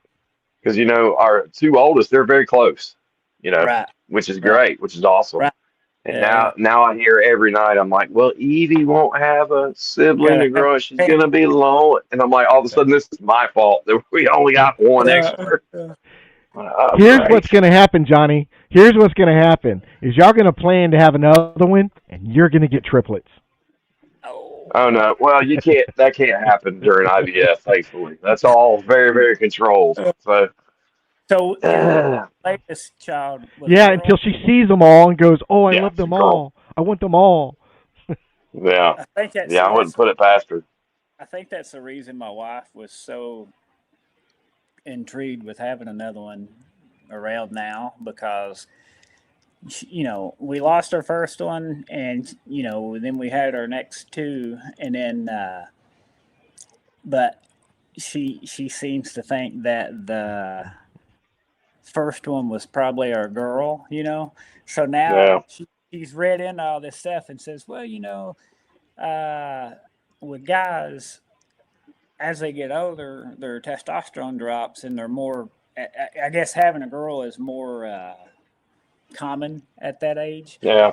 And she was like, so maybe when you get older, she's like, and I was like, and I guess now's that time. So it's like, I was like, I Well, don't dude, Well, know. the, it's been a lot easier this time I, around because you're not, yeah, that you have the first one and you're afraid, they're going to catch a disease from touching the floor, and right. then you get to the third one and there's pacifiers all on the ground and she just pick them up, you know, Right. I survival don't of know the if y'all can see fittest. this. I don't know if y'all can see this picture. I'll put it up near the screen. I don't know if it's going to come out because of the background and stuff like that. Well, anyways, this is a picture of one of my brothers, and I have a large family. There's 4 boys, 4 girls, and my brother has 12 kids. Phew. Okay, 12. All him and his wife. 2 are girls. 2. Good Lord. Yeah. More And but That's a but lot of children. but I got to throw out some credit to him. Most of all of his kids are in scouts and stuff like that. Most of them have reached the Eagle Scout level, and 2, or I know 1 right now, is at West Point. So Well, he did he's something doing right then. he is doing a fantastic job. But he's a lot like you, Johnny. He's very, very focused on his family, very, very active with his kids and stuff like that. And they are perfect. When I was married, we had this is I think when they only had 10. We went to give them a night out. We said, "Hey, we're going to come up. We're going to babysit so you 2 guys can go and have a night out." You know what I mean? That's the day you I think went that's gray. I think that's the greatest thing you could do for a family that large. Yeah. So we go there, and we were there for, I don't know, 3 hours, 4 hours, and it was like there was not a kid in that house. Mm. They were so That's quiet, good. so polite. They broke up in their little groups, and they did their own little games and activities. Dude, it was like watching one child. See, One of them, I think, slept the whole time we were there. So Yeah. it was great. See, like for me, that's how. Like my kids had a bunch of friends over yesterday, just out of the blue, and probably like 10 of them. But it was like they was all wanting to hang out in the living room where I was at and stuff, and I'm like, hey, we're not friends. You all are the friends. Right. That's why. That's why I bought you a TV in your room. There's a Yeah, TV in your room. they sit there all this week. We've been doing yard work and all this stuff to get everything set up for them outside, and then they want to come sit with me, and I'm like, no. I was like, so, I was like, but it's good. We were always outside growing up, so we wasn't allowed really in the house. So like, it's just weird for Oh, me dude, when, I'd have to pretend to be sick to get inside the house. right, Right. I had There to was do something no getting wrong. I had to do Yeah. something wrong to come in the house, so I was well, that's sent what to I'm my saying. room. So it's like, I'm sitting here and they're all probably looking at me like I'm a jerk because I don't want to hang out with them. But at the same time, it's like I was just in an area or in a time and period where you was outside doing what you had to do. You wasn't allowed to come in Right. and make noise, and if you did, you got kicked out. And so, if you did come inside, you was quiet and respectful. And these kids today are nowhere near like that. And I was just like, man, like I know my kids are that way because we taught them that. But it's like I feel bad for these kids today Yeah. because nobody gets outside anymore. They're just it's so there's no way I could have done that growing up. No. Yeah. And Well, that's why the last thing I thought about growing up too is that I was gonna, get diddled by some dude that got Right. some van or whatever. Dude, I'm not gonna let my kids walk down the road nowadays. Right. right. When they were younger, because there's Yeah. Yeah. just so many sickos out there. Yeah. And I, Yeah. I just don't, I'm sure, surely it hadn't changed that much, but I don't remember stuff like that happening that much back then.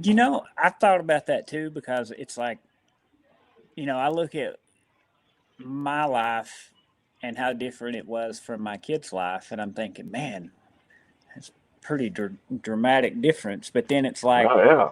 But then I it's like the stuff that I done. I get up in the morning to leave the house, and nobody had cell phones or none of that stuff, and you'd be gone all day, and it was like now I'd be panicked. Right. well, Yeah. and I have to tell you, I'm Gen X. I was a kid growing up in the 70s. I was a teenager in the 80s. Yeah. And matter of fact, just a little FYI, my high school reunion is going on right now, maybe 6 miles away. But anyways, Uh, it was the greatest time was the 80s. Right. It was just a fantastic time. And I look at the way things have changed today compared to then, and it just blows my mind. I Yeah. loved life in the 80s. You know what I Yeah. mean? Not so much now. Not so much now. You know what I mean? You go out in I, public re- and you gotta. It's a different world. I remember leaving kindergarten and walking to my babysitter's house. And Hmm. then when I was in third grade, I either walked home or rode my bike home because I lived too close. I was still, I don't know what it was, like a mile or something, just Mhm. under a mile. And then, like when I was real little, I mean, I was a latchkey kid the whole time and Hmm. would come home and I'd get off the bus and go and get the key and go inside and be home for 4 hours, and Yep. it was never brought up. I'm sure I heard it every once in a while, but stranger danger and all that. But people just weren't afraid of that kind of stuff back then. No. Like kids Neighbors roamed, looked out for neighbors. Yeah. You know what I right, mean? I was a I think. latchkey kid. I remember leaving school and walking a very dude. long ways to get home. Both the guy that owned, I've only got two houses near me. One's 175 yards that way. One's about 100 yards that way. Uh, that dude went to prison for touching his daughter, and that dude was accused of doing the same thing. There was just no evidence, Right. Right. and that's just right here. You know, Oh, I Right. mean, yeah. Well, see, it's scary, man. that was the thing too. Like, I think coming from a small town where I'm at, like you know everybody. So it was like, Yeah.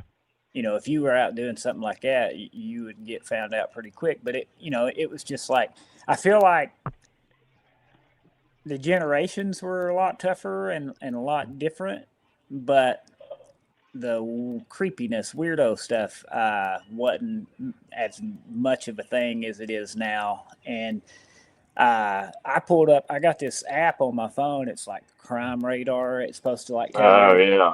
live in your area. If you go and check Hmm. the paintball list on that, all over right here, and Yeah. and I think that's what changed so much for me, because like I grew up in Southeast Kentucky my whole life, and I knew everybody, knew where everything was, and then when I left, and then I've been down here for. I lived in Virginia for a few years, but I've been down here going on 12 years, and uh, anytime I go back, everybody tells me like, stay away this place. It ain't the same as it used to be. The all the high schools consolidated. It's just totally different, and you don't know nobody. Like when I moved to Florida, I don't know my neighbors. Like I Yeah. talk Yeah. to, Well, here's it, the difference. Where I live right now, I was born and raised right here, where in the city that I live right now, and you can't check your mailbox without waving at somebody. Somebody will drive by, they wave. Neighbor waves. Everybody waves at each other. Okay. I went up to Chicago. Okay. I was a public safety officer up there for a couple years, and I walked outside, and I was standing out on the driveway, and the neighbor drove up, and I waved. He Mhm. got out of his vehicle, walked over to me, and cursed me out for Yeah. waving at him. You don't know me, blah blah blah. You know what I mean? It's such a different culture, such a different lifestyle. You know what I mean? That I'm like, holy crap. You know what I mean? Where I'm from, it's disrespectful not to acknowledge the other person. Well, We're at first name basis with our USPS driver. You know, when they right. deliver Yeah. mail. You know what I mean? Stuff like Well, that.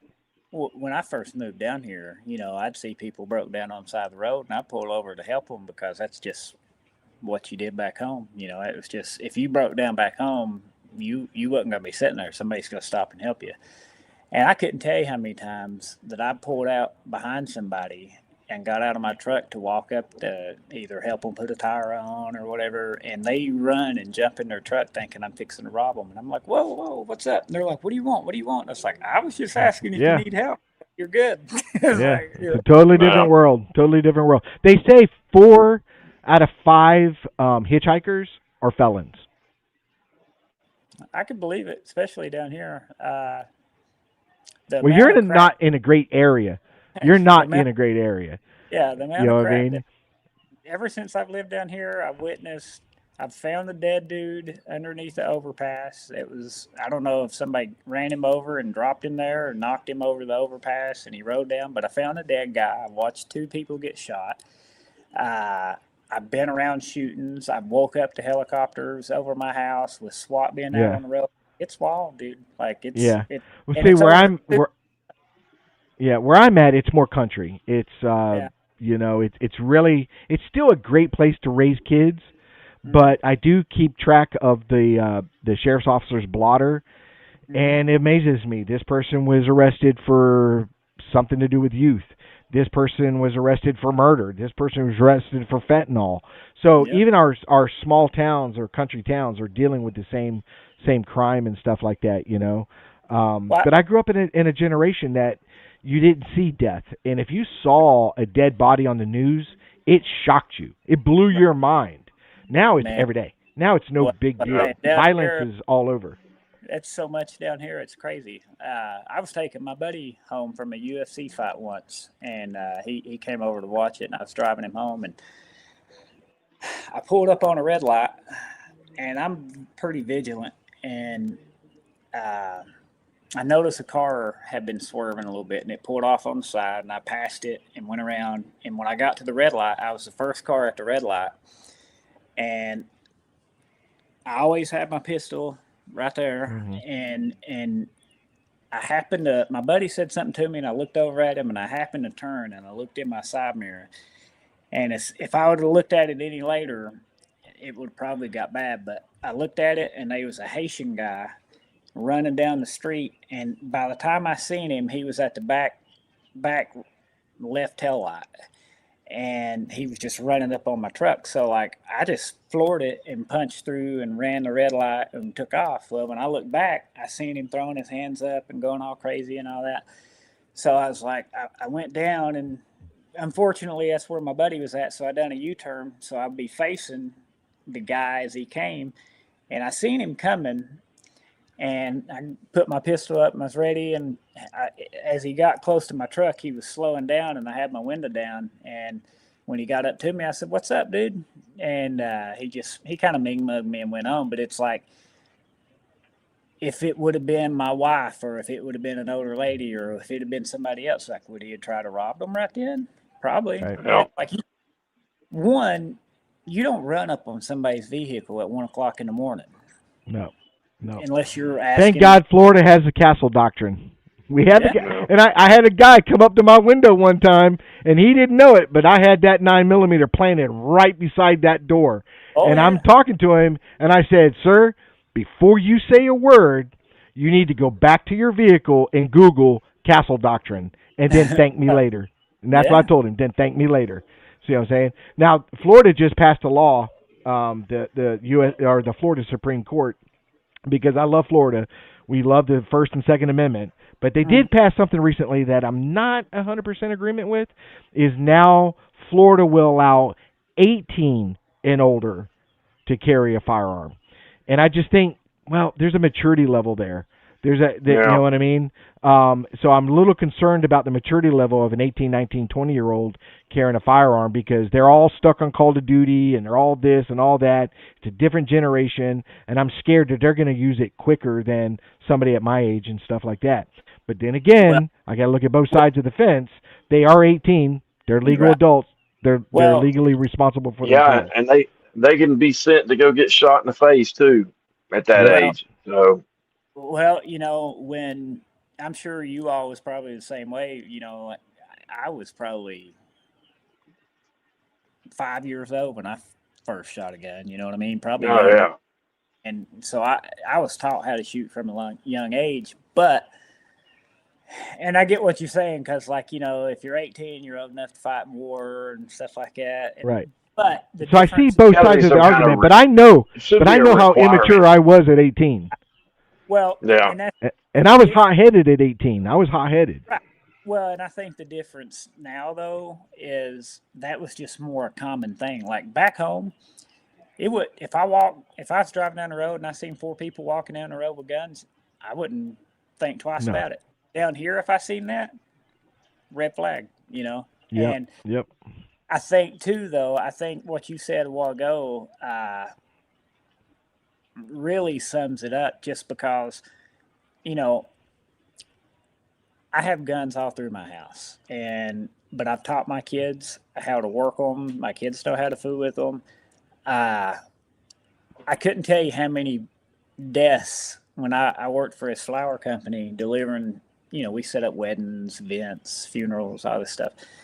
I couldn't tell you how many times I had to deliver flowers to funeral homes from kids shooting themselves, playing with their parents' gun, and which to me,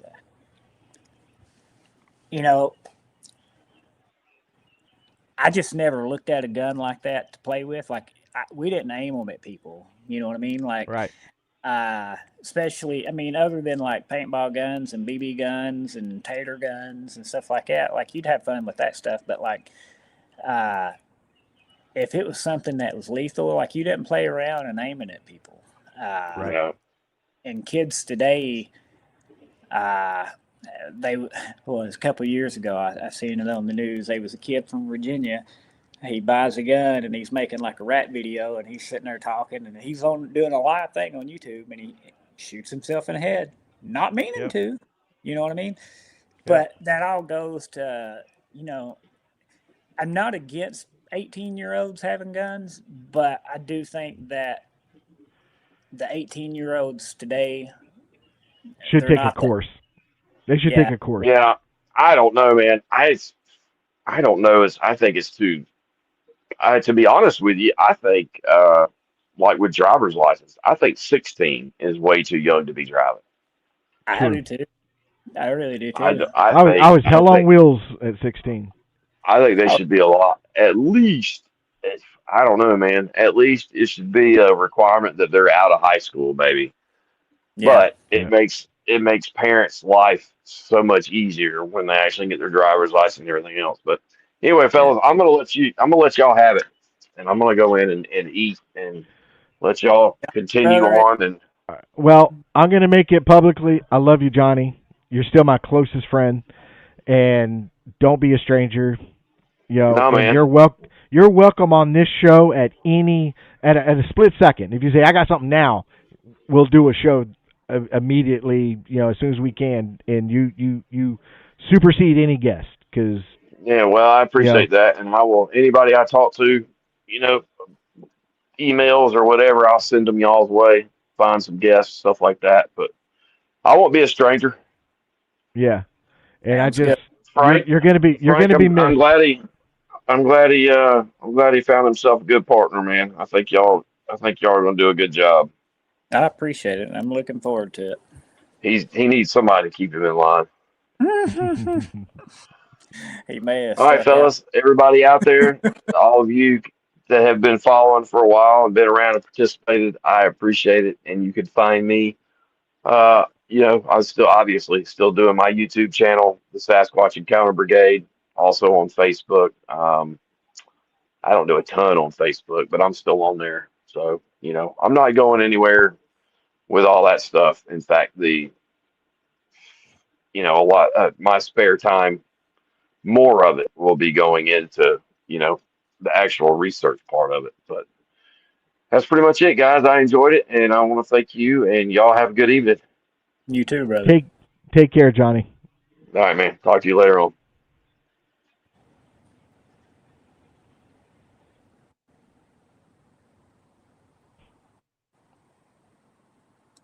And how long? How long did he do the? How long's he been in the Bigfoot game? I Oh, mean, I he's been in it wow. for a while. Yeah.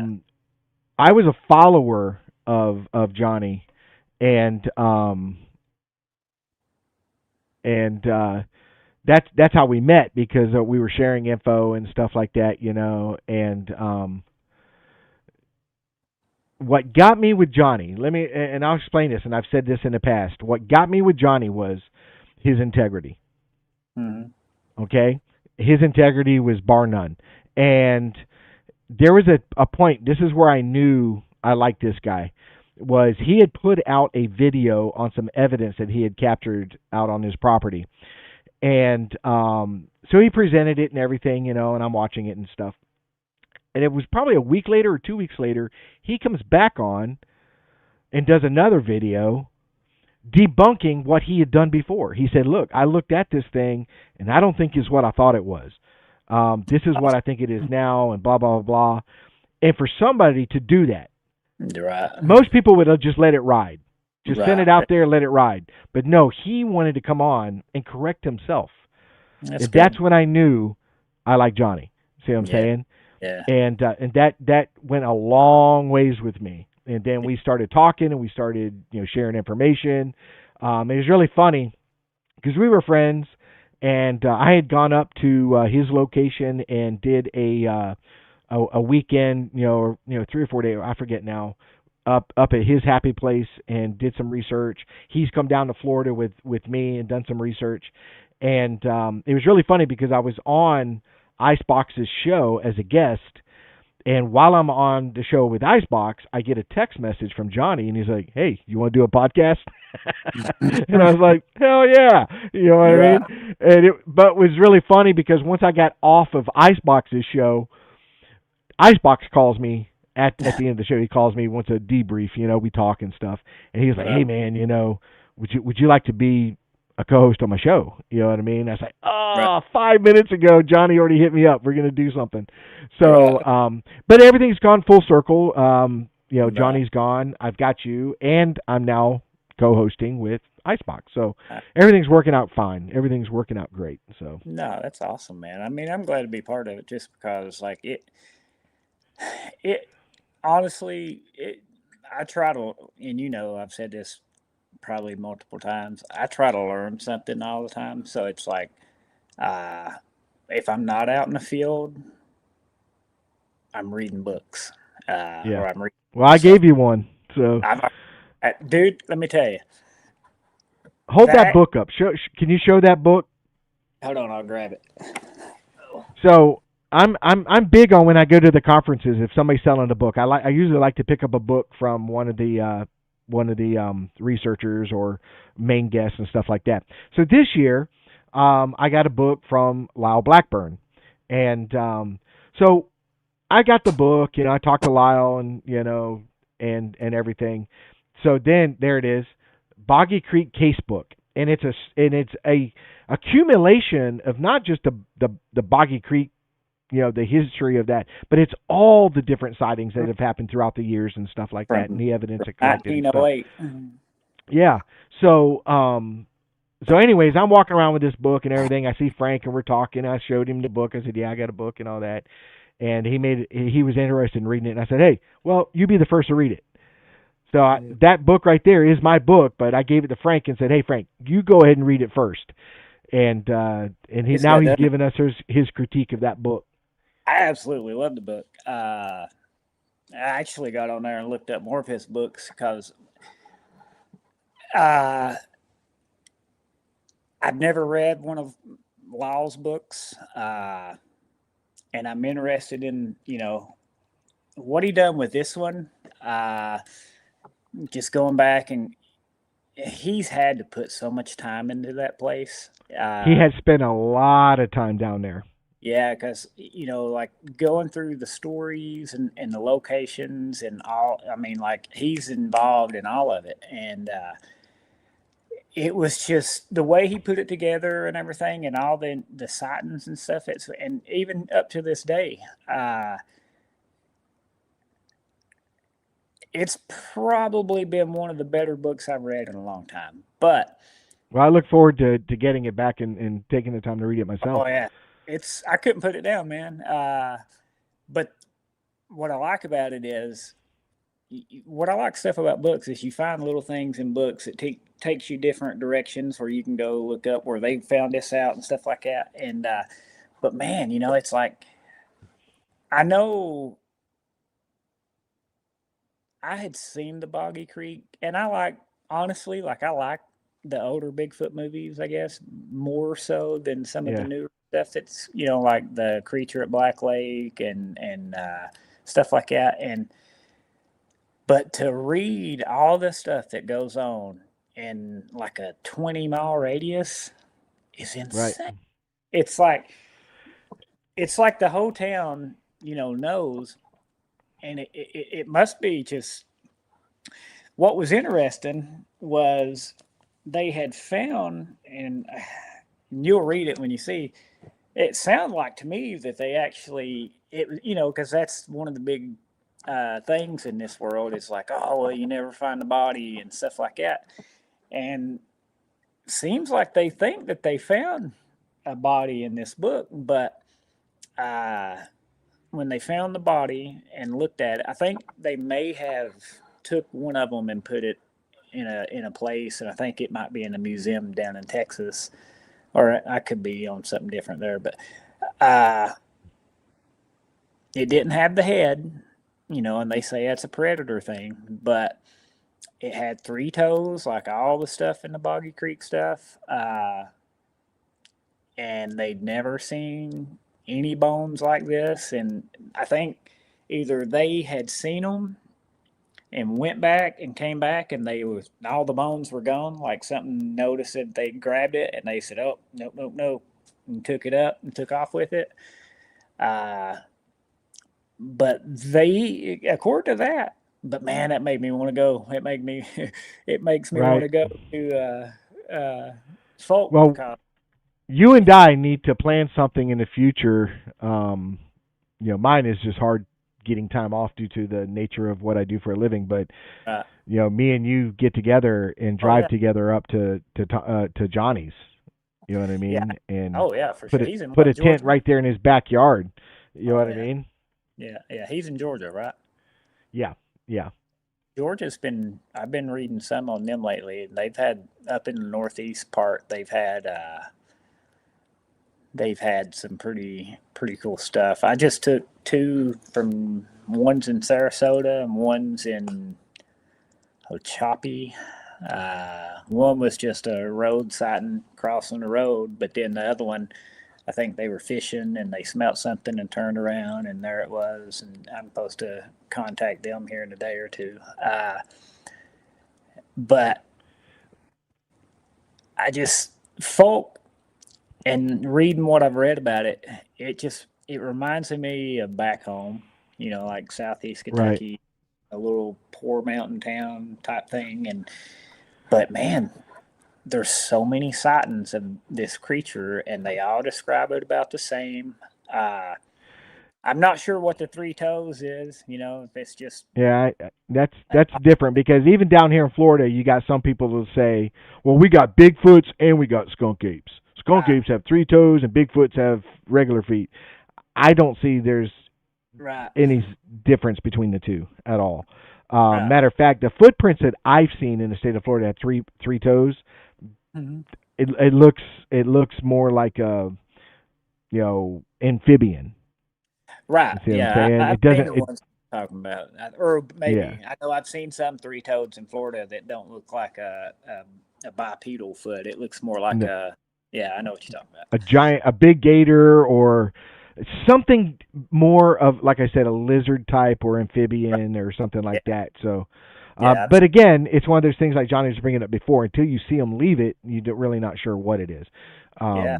But you bring up a good thing, and Lyle Blackburn based a lot of this on testimony, Hmm. people's Yeah, yeah. testimony. So let's delve into that subject for a quick second here because you're with the BFRO, and we know Hmm. the BFRO gets kind of like a bad reputation, and it's Hmm. not based, and people confuse it. They look at BFRO and think Matt Moneymaker, Yeah, okay? Which in general, and I'll be honest, he's not the most likable person. See what I'm I've heard. saying? He comes across a certain way, and it's not likable. But Hmm. BFRO is so much bigger than that.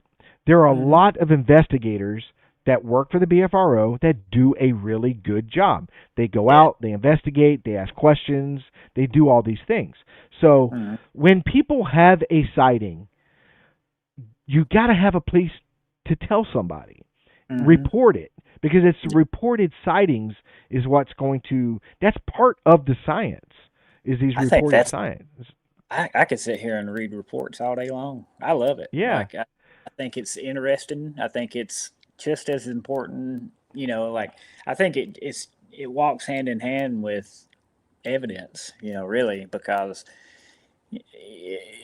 they always talk about it only takes if one of them's right, then it's real, and it's like there's hundreds of thousands of reports, and right.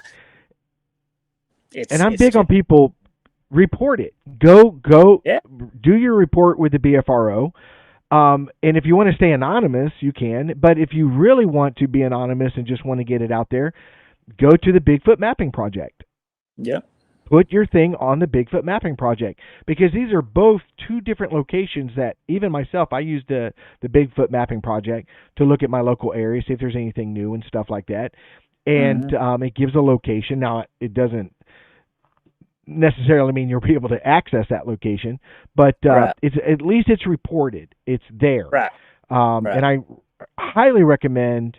Um, don't go to your forest ranger. Don't go to the FWC. Don't go to those places because it's not going to go very far.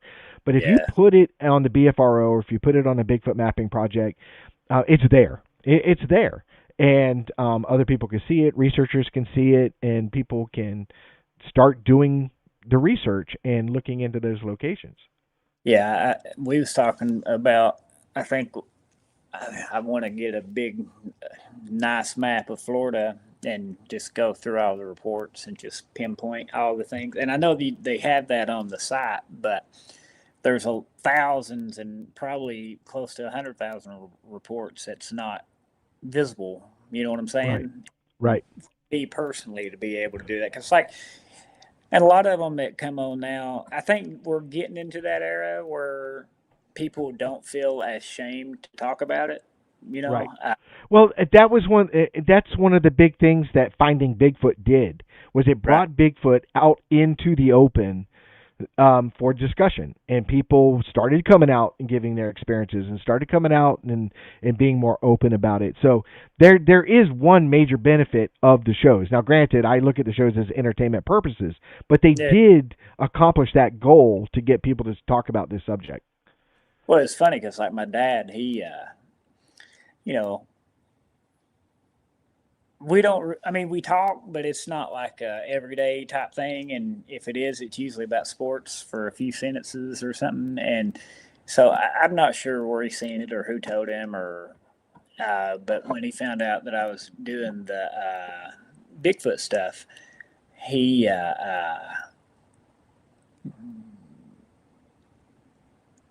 Kevin, he told. He would always make fun of me and just like, oh, you believe in that stuff? I'm like, blah, blah, blah, blah. And then once he seen that I was serious about it and that I could talk to him and tell him certain case, reports and stuff like that. And then, he'd give me that little, you're crazy look. But then after about a year or so of that, then slowly he starts coming up with these little stories of, well, this one time I was out coon hunting, or this one time I was out on Right. the boat fishing, and we heard a growl in the woods, and it's unlike anything I ever heard of, and it was tearing through the brush, and it made my We odor back up and wouldn't go towards the bank, and you get that a lot where people have an encounter, and then all of a sudden they start looking back at their past and mm-hmm. going, "Wow, when I was hunting here or hunting there or camping here, camping there, this happened or that happened, and could have been an experience." Well, that's what happened to me.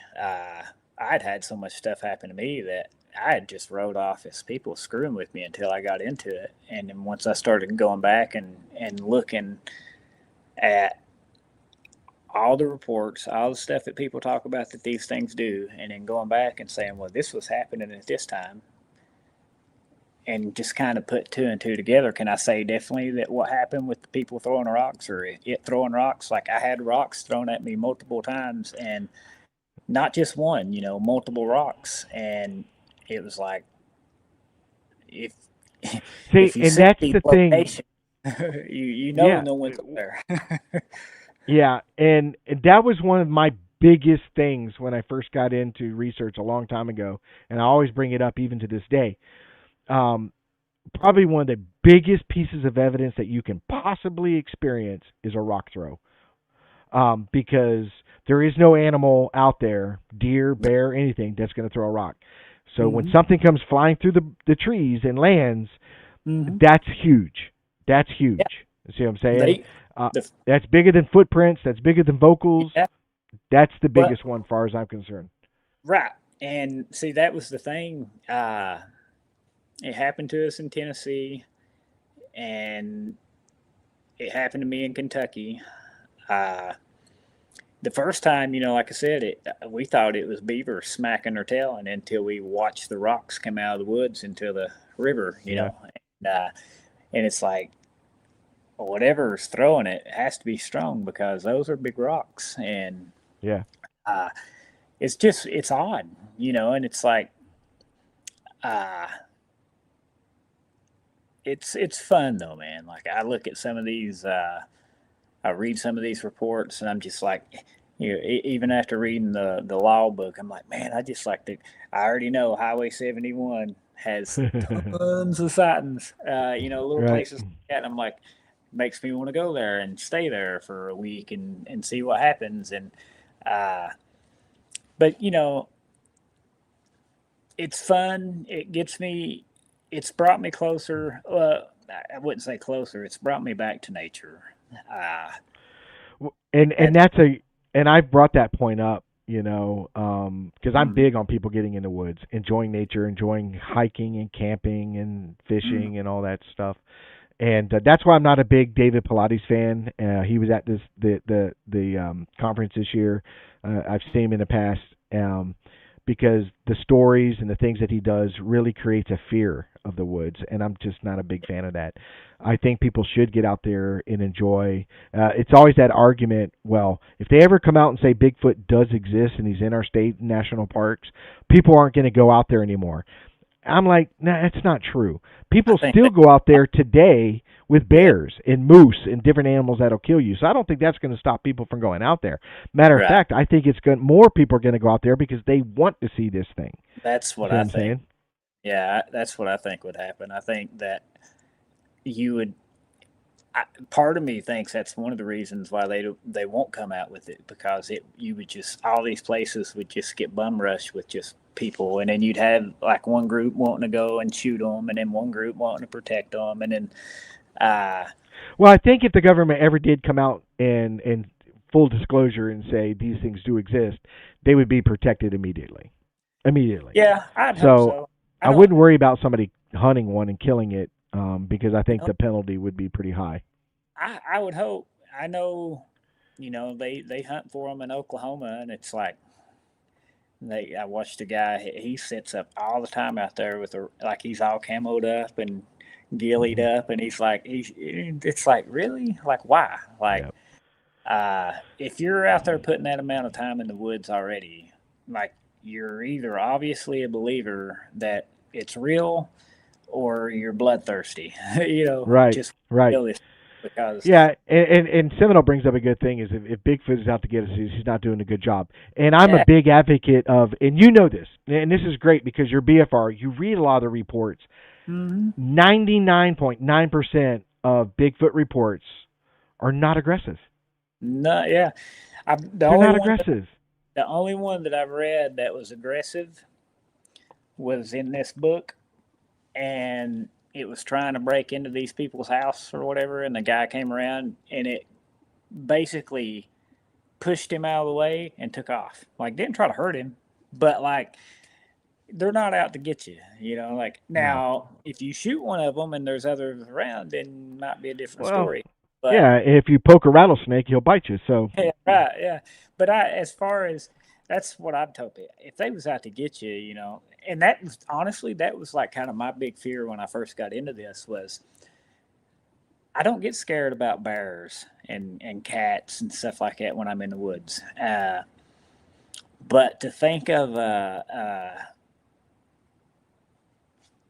certain primate that looks very human, or could be, a hybrid, whatever they want to say about it, I think it's just a very intelligent ape. But I think that this thing, if it wanted, that was when it really got kind of surreal. Like, kind of like when you're in war, like, going over there, the chance of you getting shot at is high.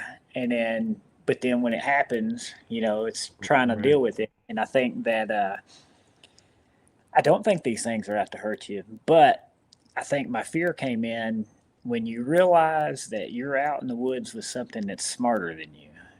Like, you Right. don't feel like a top predator anymore, Right. and you're kind of at their mercy. So it's like, uh, I don't think that they're out there like, just waiting to mess with people, but I think that, I don't know, like, Well, the it's one wrong. of those Yeah, ones, you when you're out in yeah. nature, you have to respect what's out in nature. You know what I Mm. mean? I You think see they a noticed. bear, you be I think. respectful of the bear. You know what I mean? And I think. if you're But aggressive and want to pester it and run at it and take a but picture, it may attack you. I think, I think they probably know, especially if somebody's coming into an area that they're at quite often. They probably familiarize themselves with him. But like, uh, again, that's one of the things. Like, I was talking to Todd Tuesday, and he's had some sightings up there at his place, and but I that was one of the main things I thought why it hurt Todd, was when Canada passed that law and they can't have pistols anymore. So, he's walking around with rifles, Right. and I think that hurts it. I think they probably look and think that they're hunters or whatever. But it's just hard to say. But I'm looking forward to continuing the journey and trying to learn what I can. I tell you, the other book that I've been reading that's been really good is Matt Pruitt's. Uh, what is it? Something phenomenal, Bigfoot or something like that. But right now, I'm going through the different possible ancestors. You know what I mean? Right. Like, you know, it's interesting. I don't think they're Gigantopithecus, No, but I never bought into that yeah, either. yeah, I don't think that that's what they are. But I think they're probably in between. Some cousin to that or something. But like I seen a video today that made me think of them. Were a kid, they were at a zoo, and a baby. I don't know how he fell. He was probably like one, maybe two. He fell over the fence and landed in the orangutan section, and it was a baby orangutan. Runs over to him. The kid's probably freaking out because he's like, "What is this little thing staring at me?" The baby tries to hug him, grabs him, picks him up, but he's so short that he can't get him up to where the parent is. So then the mother comes along, grabs him from the baby, and then lifts him over to the family. And it's Right. like it was such a loving, uh, And an intelligent thing. right. It knew that this baby fell and it shouldn't be there. Let me get it to its mommy. And Right. and it's like you can't tell me these things, even if they're cousins to these things. It's just where would be any time that I've ever seen a kid fall into a primate, and not to say that chimps or baboons may not, but like, the times that one kid fell in with the gorilla protected it. This one I just mentioned with the orangutan, like they don't seem like they're aggressive animals. They can be, No. yeah, sure. Well, I think anything can. Anything Right. can. You know what I mean? Has somebody been hurt by one? Yeah. Has anybody probably been killed by a Bigfoot? Probably. But I Yeah. think it's so rare and so minuscule in comparison to all the other reports. See what I'm Yeah. Yeah. saying? Yeah. So I don't fear when I go in the woods. I don't fear being attacked or hurt by a Bigfoot. I'm Right. more my biggest fear in Florida is a hog coming across a really big male hog or a female with Mhm. young, and it attacks me. A Yeah. hog will kill you and it will eat you. You know what I Oh, mean? And yeah. nobody's gonna find your remains. So Yeah. I fear that more than I fear coming across and getting harmed by a Sasquatch. So and Yeah. I do go out with my pew pew, and nobody ever sees it on my films and stuff like that because it's put I'm the same. away and stuff like that. It's only there in case of an emergency. Yeah, I'm the same way. I pack anytime I go out, and it's not for Bigfoot at all. It's just No, for bad situation in the woods, whether it's an animal or a person. Uh, I don't. It's just a protection thing. It has nothing. I would never. I would hope that I would never be in a circumstance where I would have to try to shoot one, but I don't think. I think you'd be in such shock if one was yeah. super up to you like that. Like I don't. I'm not And gonna lie and say if I come face to face with a Sasquatch while I'm walking down a trail, that my hand will not be on it will be on my sidearm just right, in case. You know right, what I mean? Because trust me, he's at the ready. Trust me, right. he's at the ready. And I'm that's just what you know yeah, I don't know if I couldn't do that. But I couldn't tell you how many reports I've read where people said, they're out hunting and stuff and they run across one of these things and they wouldn't even bother trying to shoot it because it wouldn't do nothing to it. Like, right. and I'm just like, man, I mean, to think about saying that with a hunting rifle, and I'm not Yeah. shoot it because it's so big that I don't think it would do nothing to it. And like you're sitting here thinking, man, I've been killing deer and all kinds of crap with this stuff, No, and it's I truly believe a bullet will kill a Bigfoot. I really I think do. It's I think it's a I think if you had, I think a 308 would do it for sure, but yeah. I just think that you'd have to hit it. It's all Probably about have to hit placement. right, and right, and that's what some of these people is like, no, I mean, I think it could, but now would I want to try it? I don't think I would, because if it Well, did only piss it off or alert one of them, then you're in trouble. So, yeah, I just did it when I was on Icebox's show. We were talking to a guy that once I saw him on the show, I recognized him, and he was at the conference. We didn't get an opportunity to talk at the conference, but I did recognize him at the conference. But he had shot one, and and of course, he found blood and stuff, but it got away or whatever. But again, I think it's placement. You know what I mean? right, And yeah, because I don't care what it is, you get a good lung shot, and you get that bright red, bright colored, foamy looking blood, he's going down somewhere. But if you get yeah, that thick, dark, coagulated blood, then you hit muscle or something like that. There's a good chance he may survive. You know what I mean? yeah. But yeah, I think a good rifle will take him down. I think so. I think that especially like you said, if you hit it in the right spot, I just, I guess it just takes that, take it by chance. I guess like just Yeah. because no one. It's like what Mike Tyson used to say. No one knows how they're going to react till they get punched in the Well, my face. attitude is even a 9 millimeter, you shoot a Bigfoot, it hurts, and it might hurt enough that it deters him from coming any further. You Yeah, know what I mean? right.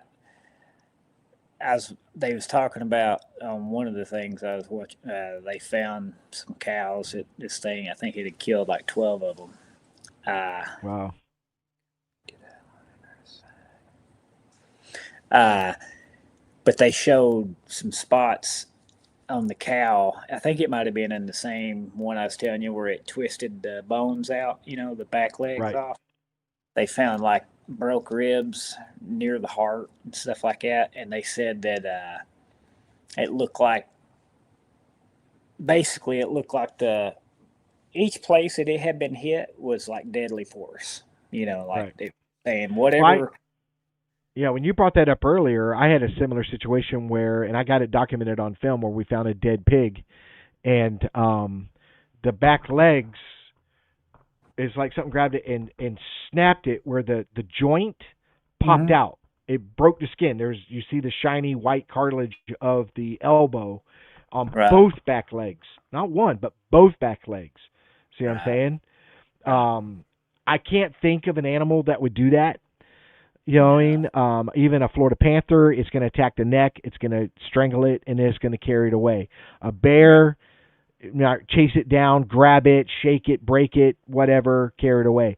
This was laying there, undisturbed, no disturbed ground, no physical body marks whatsoever. Everything was intact. There was a slit in the stomach, but everything was there. No, nothing had been no, removed. All nothing. the intestines, everything was perfect, like as if you were autopsying the body. But those joints on the legs were broken, and the pig was dead. When we came back at a later date, like a week later or something like that, it was gone, and there was no sign. It was like there was no remnants that it was there. There wasn't hair left or predators ate it. There's no bones left. There was no nothing. It was like it never existed in that spot. That's crazy. Well, they said the one where the broke rib was towards the heart, they think it had hit it with a rock, like they threw a rock and hit it. Is what it looked like.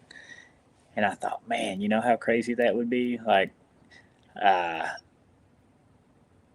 yeah, the amount of force I've read. Well, and I've also read that, again, I've never seen it, don't know how true it is, but I've also read that that when these things try to teach their young to hunt, like they'll break deer legs, and I don't know how true that is, Right. uh, but Yeah, you I hear a lot mean, of but a lot of the hog cases that I've heard, as far as them killing hogs, it was more or less them grabbing them by their back legs and swinging them and hitting them up against a tree, right. and I can't remember who it was. Somebody at the conference, I believe, was telling me a story like that, and they found the rib bone embedded in a tree, like up in a tree or Yeah, something like that. yeah. There was a story. I remember that story where they had heard it happen, where they Yeah, heard this pig squeal, and then they heard this whap, and then when they went down to check it out, they found the dead pig, and up about, I don't know, 6 feet, 5, 6 feet on the tree, you can see the splat mark where this thing hit the tree, and there was a rib bone from the pig stuck into the tree where it hit that. The impact was that hard. So, but that's wild. but well, I don't want to hold up too much time. It's been over 2 hours, and No, I want to thank you and welcome you aboard. I'm glad we're a team, and we're gonna do this. Like I said, we're gonna make this thing where it doesn't take up all of our time. We're gonna do a show every other week, and that's regardless if we have a guest or not. And we'll just have fun and have discussions and stuff like that, and open it up to, like I said, I want to open it up to the chat room and stuff like that, so they can come on. Um, but yeah, yeah. I'm looking. again, we're gonna miss Appreciate. Johnny, and I'm so glad you said yes. No, yeah. you know, I, I've kind of looked at doing, you know, a little bit of this, and I was kind of, it did kind of come out of the blue, but I was excited, like, and like you yeah, mentioned earlier, like, I like you, you're a good dude. I think we get along well, and I think I'm excited for it because for me, it it's always a fun topic to talk about. I'm constantly learning about it and stuff like that. But what I like about what you do and what you've been doing is, you get to branch out and talk to so many different yeah, sides that it's always been intriguing. And you've had a lot of people on your show prior that, I've spent a lot of time watching their videos and stuff. yeah. And so I'm looking forward to it. And I think it's, I hate that Johnny, but that's, Johnny's doing his thing, and I wish him the best. It ain't like, he's never not going to be around. So, I mean, and I think, before that thing gets built up there, if he would let us come up there once and, like you said, camp out up there before all that gets going, since he said he thinks he's on borrowed time, that may be why he's getting a lot of activity right now. Right. But no, I'm looking forward to it. I'm hoping that I try to read and stuff a lot, so hopefully we'll have a lot of just random conversations. Oh yeah. Oh yeah, uh, absolutely. And like I said, making some changes to the format and how we do things, I think it's going to be a lot of fun. I'm looking yeah, forward to a great year. Me and Johnny had a good year and a half run, and but like I said, I 100% respect what he's doing. There, like I said, we needed to get that out there. Have all three of us on the show, so everybody knows. If somebody yeah, says, "Oh, no this is bad the reason," blood. this is the yeah. Well, go watch Yeah, this show, and you're going to see that that's not the case. And there's a right. couple of people I talked to at the conference, and I kind of keyed them in and say, "Hey, this is what's going down," so y'all know. So there, people don't have any issues and stuff like that, because like I said, we know how the community is. It's ridiculous, and but I'm glad to have you. I'm glad to have, your experiences and stuff like that, and like you said, we're going to have some great conversations in the future. Oh Some great yeah, conversations, yeah. I'm and looking forward occasionally we'll have somebody on to have that conversation with us. to it. Right. Yeah. Well, hopefully, I gotta. It's done on my bucket list now. So eventually, I'm gonna be over in Folk at some point. So hopefully I'll have some stuff from there because it's. I probably shouldn't have read that book. Well, there's a history there. I mean, it's just as big Yeah, of history as Bluff Creek or anywhere else. The I'm. Boggy I Creek think monster was the Falk monster, and I, that movie scared the crap out of me. me personally though, man, I mean, don't get me wrong. I know there's a lot of stuff that goes on up in the Northeast or Northwest, and I know that California, and I think California and that area get hot again now that they're running salmon down the Klamath. I think it dried up a little bit where they quit doing that for so long and they wasn't allowed to run salmon down the Klamath. Now that that's a thing again and they passed it last year, I think the activity in that area will pop up again. But, dude, the history, and I guess that's why I'm like a little kid and intrigued with it because I didn't know the history of folk. I didn't know Right. all the behind stories and stuff to it. And now after reading this and just looking at the almost a century, well, over a century worth of, It would be great if, because I gave you my card and I talked to Lyle, but it'd be great if we can get him on the show. yeah, yeah, for sure. I'd like to talk to him. I'd like to, if I didn't know a whole lot about him up until that point. He seemed very nice. I talked to him. He was very cool. I walked over and I was like, yeah, I said, you got any more books? He's like, nah, they went early. I said, my buddy's said he's going to leave me that one. I said, I was just making sure though, just in case. He's like, oh yeah. He's like, well, I mean, you can get them on Amazon or from his Right. site. And I was like, yeah, yeah. Once I started, I couldn't put it down, and I've already went and looked up some more of his books that I'm gonna get into. But the thing was, is like he's got a personal connection to a lot of the stories because he's interviewed a bunch of them, Right. and so like I didn't, I really didn't know that much about him in that area.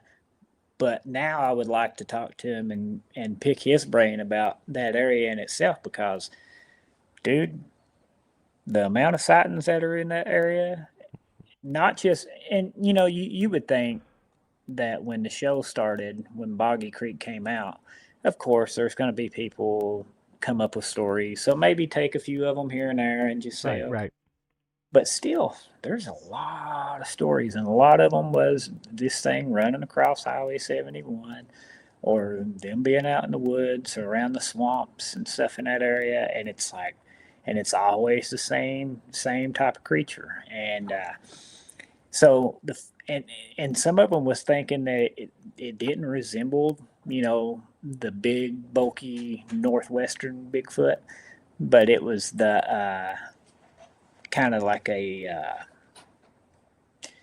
they explain it with having just more hair in its face, and somebody said it had canines, and another one said that it had big square teeth, and but a lot of these, a lot of the reports that you see is like, oh, it was hairy all over, or it may not had as much on its chest, but its Right. face hair. These, all the ones in these seem like hair was coming down in its face, like it was completely covered, and obviously the three toes. Yes, they had four and five toe too, but the three toes was mainly the main thing around there, and but just the amount of reports and stuff there. Like, granted, the Bluff Creek footage, that's we already know what all that is. But as far as reports and history and stuff, I mean, I would have to put this right there with it, uh, Right. just because. And uh, I've read reports out of Pilates books with the tribal Bigfoot and Hoopa Valley and stuff like that. But shoot, I'm excited for you to read it, man. It's good. Well, yeah. I mean, we'll plan a time because we. That's one of the benefits. Everybody, that why one of the there are many reasons, but one of the reasons why I called Frank was we're both in Florida, so Yeah, the opportunity for us to get together and collaborate in the woods is pretty good. Where Johnny being so far away, and I had to drive up there, and that was a 9 hour drive to go see him. Well, I think 12 from my house because I drove from here to Dunellen, and then from Dunellen to there, and so it was like a total of 12 hours for me on the road. But where me and you were, I don't know, 3 hours away or something, like yeah, 2.5 hours. yeah, So we can collaborate and do stuff together and stuff. Maybe even do a live in the woods. You know what I mean? Who knows? yeah. So I bring my Starlink. yeah. Oh, nice. There we go. That'd be really good. That's awesome. Yeah, we got to plan something then. Yeah, You know, yeah.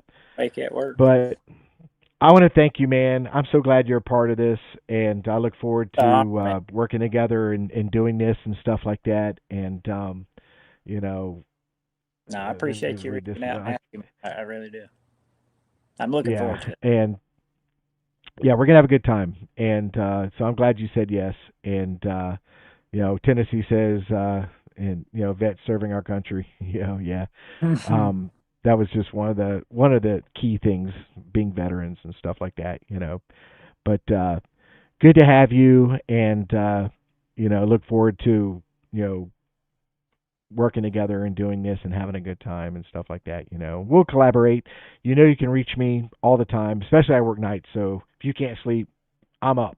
Call me and say, hey, Right. I got an idea, or hey, I'm talking to this person or something like that. We can always have conversations and stuff like that. And Yeah, definitely. And we need to get together and go to that Polk. I don't know which one's closer to you, Polk or Sarasota, but whichever. Uh, they're probably both about the same, yeah. depending on where in Polk. Okay. Yeah, we'll get together on that and try to figure that out with it. That way we can hit that place up because that's the two closest. Like like some of them, you know, uh, it happened years ago and it's already built over, and you just can't really do Right, anything. right. These two that I picked up recently, they'd be a good spot for us kind of to meet in the middle, and then it wouldn't be too far for either one of us. And then Especially that place in LaBelle. If you can work something out there, that'd be good.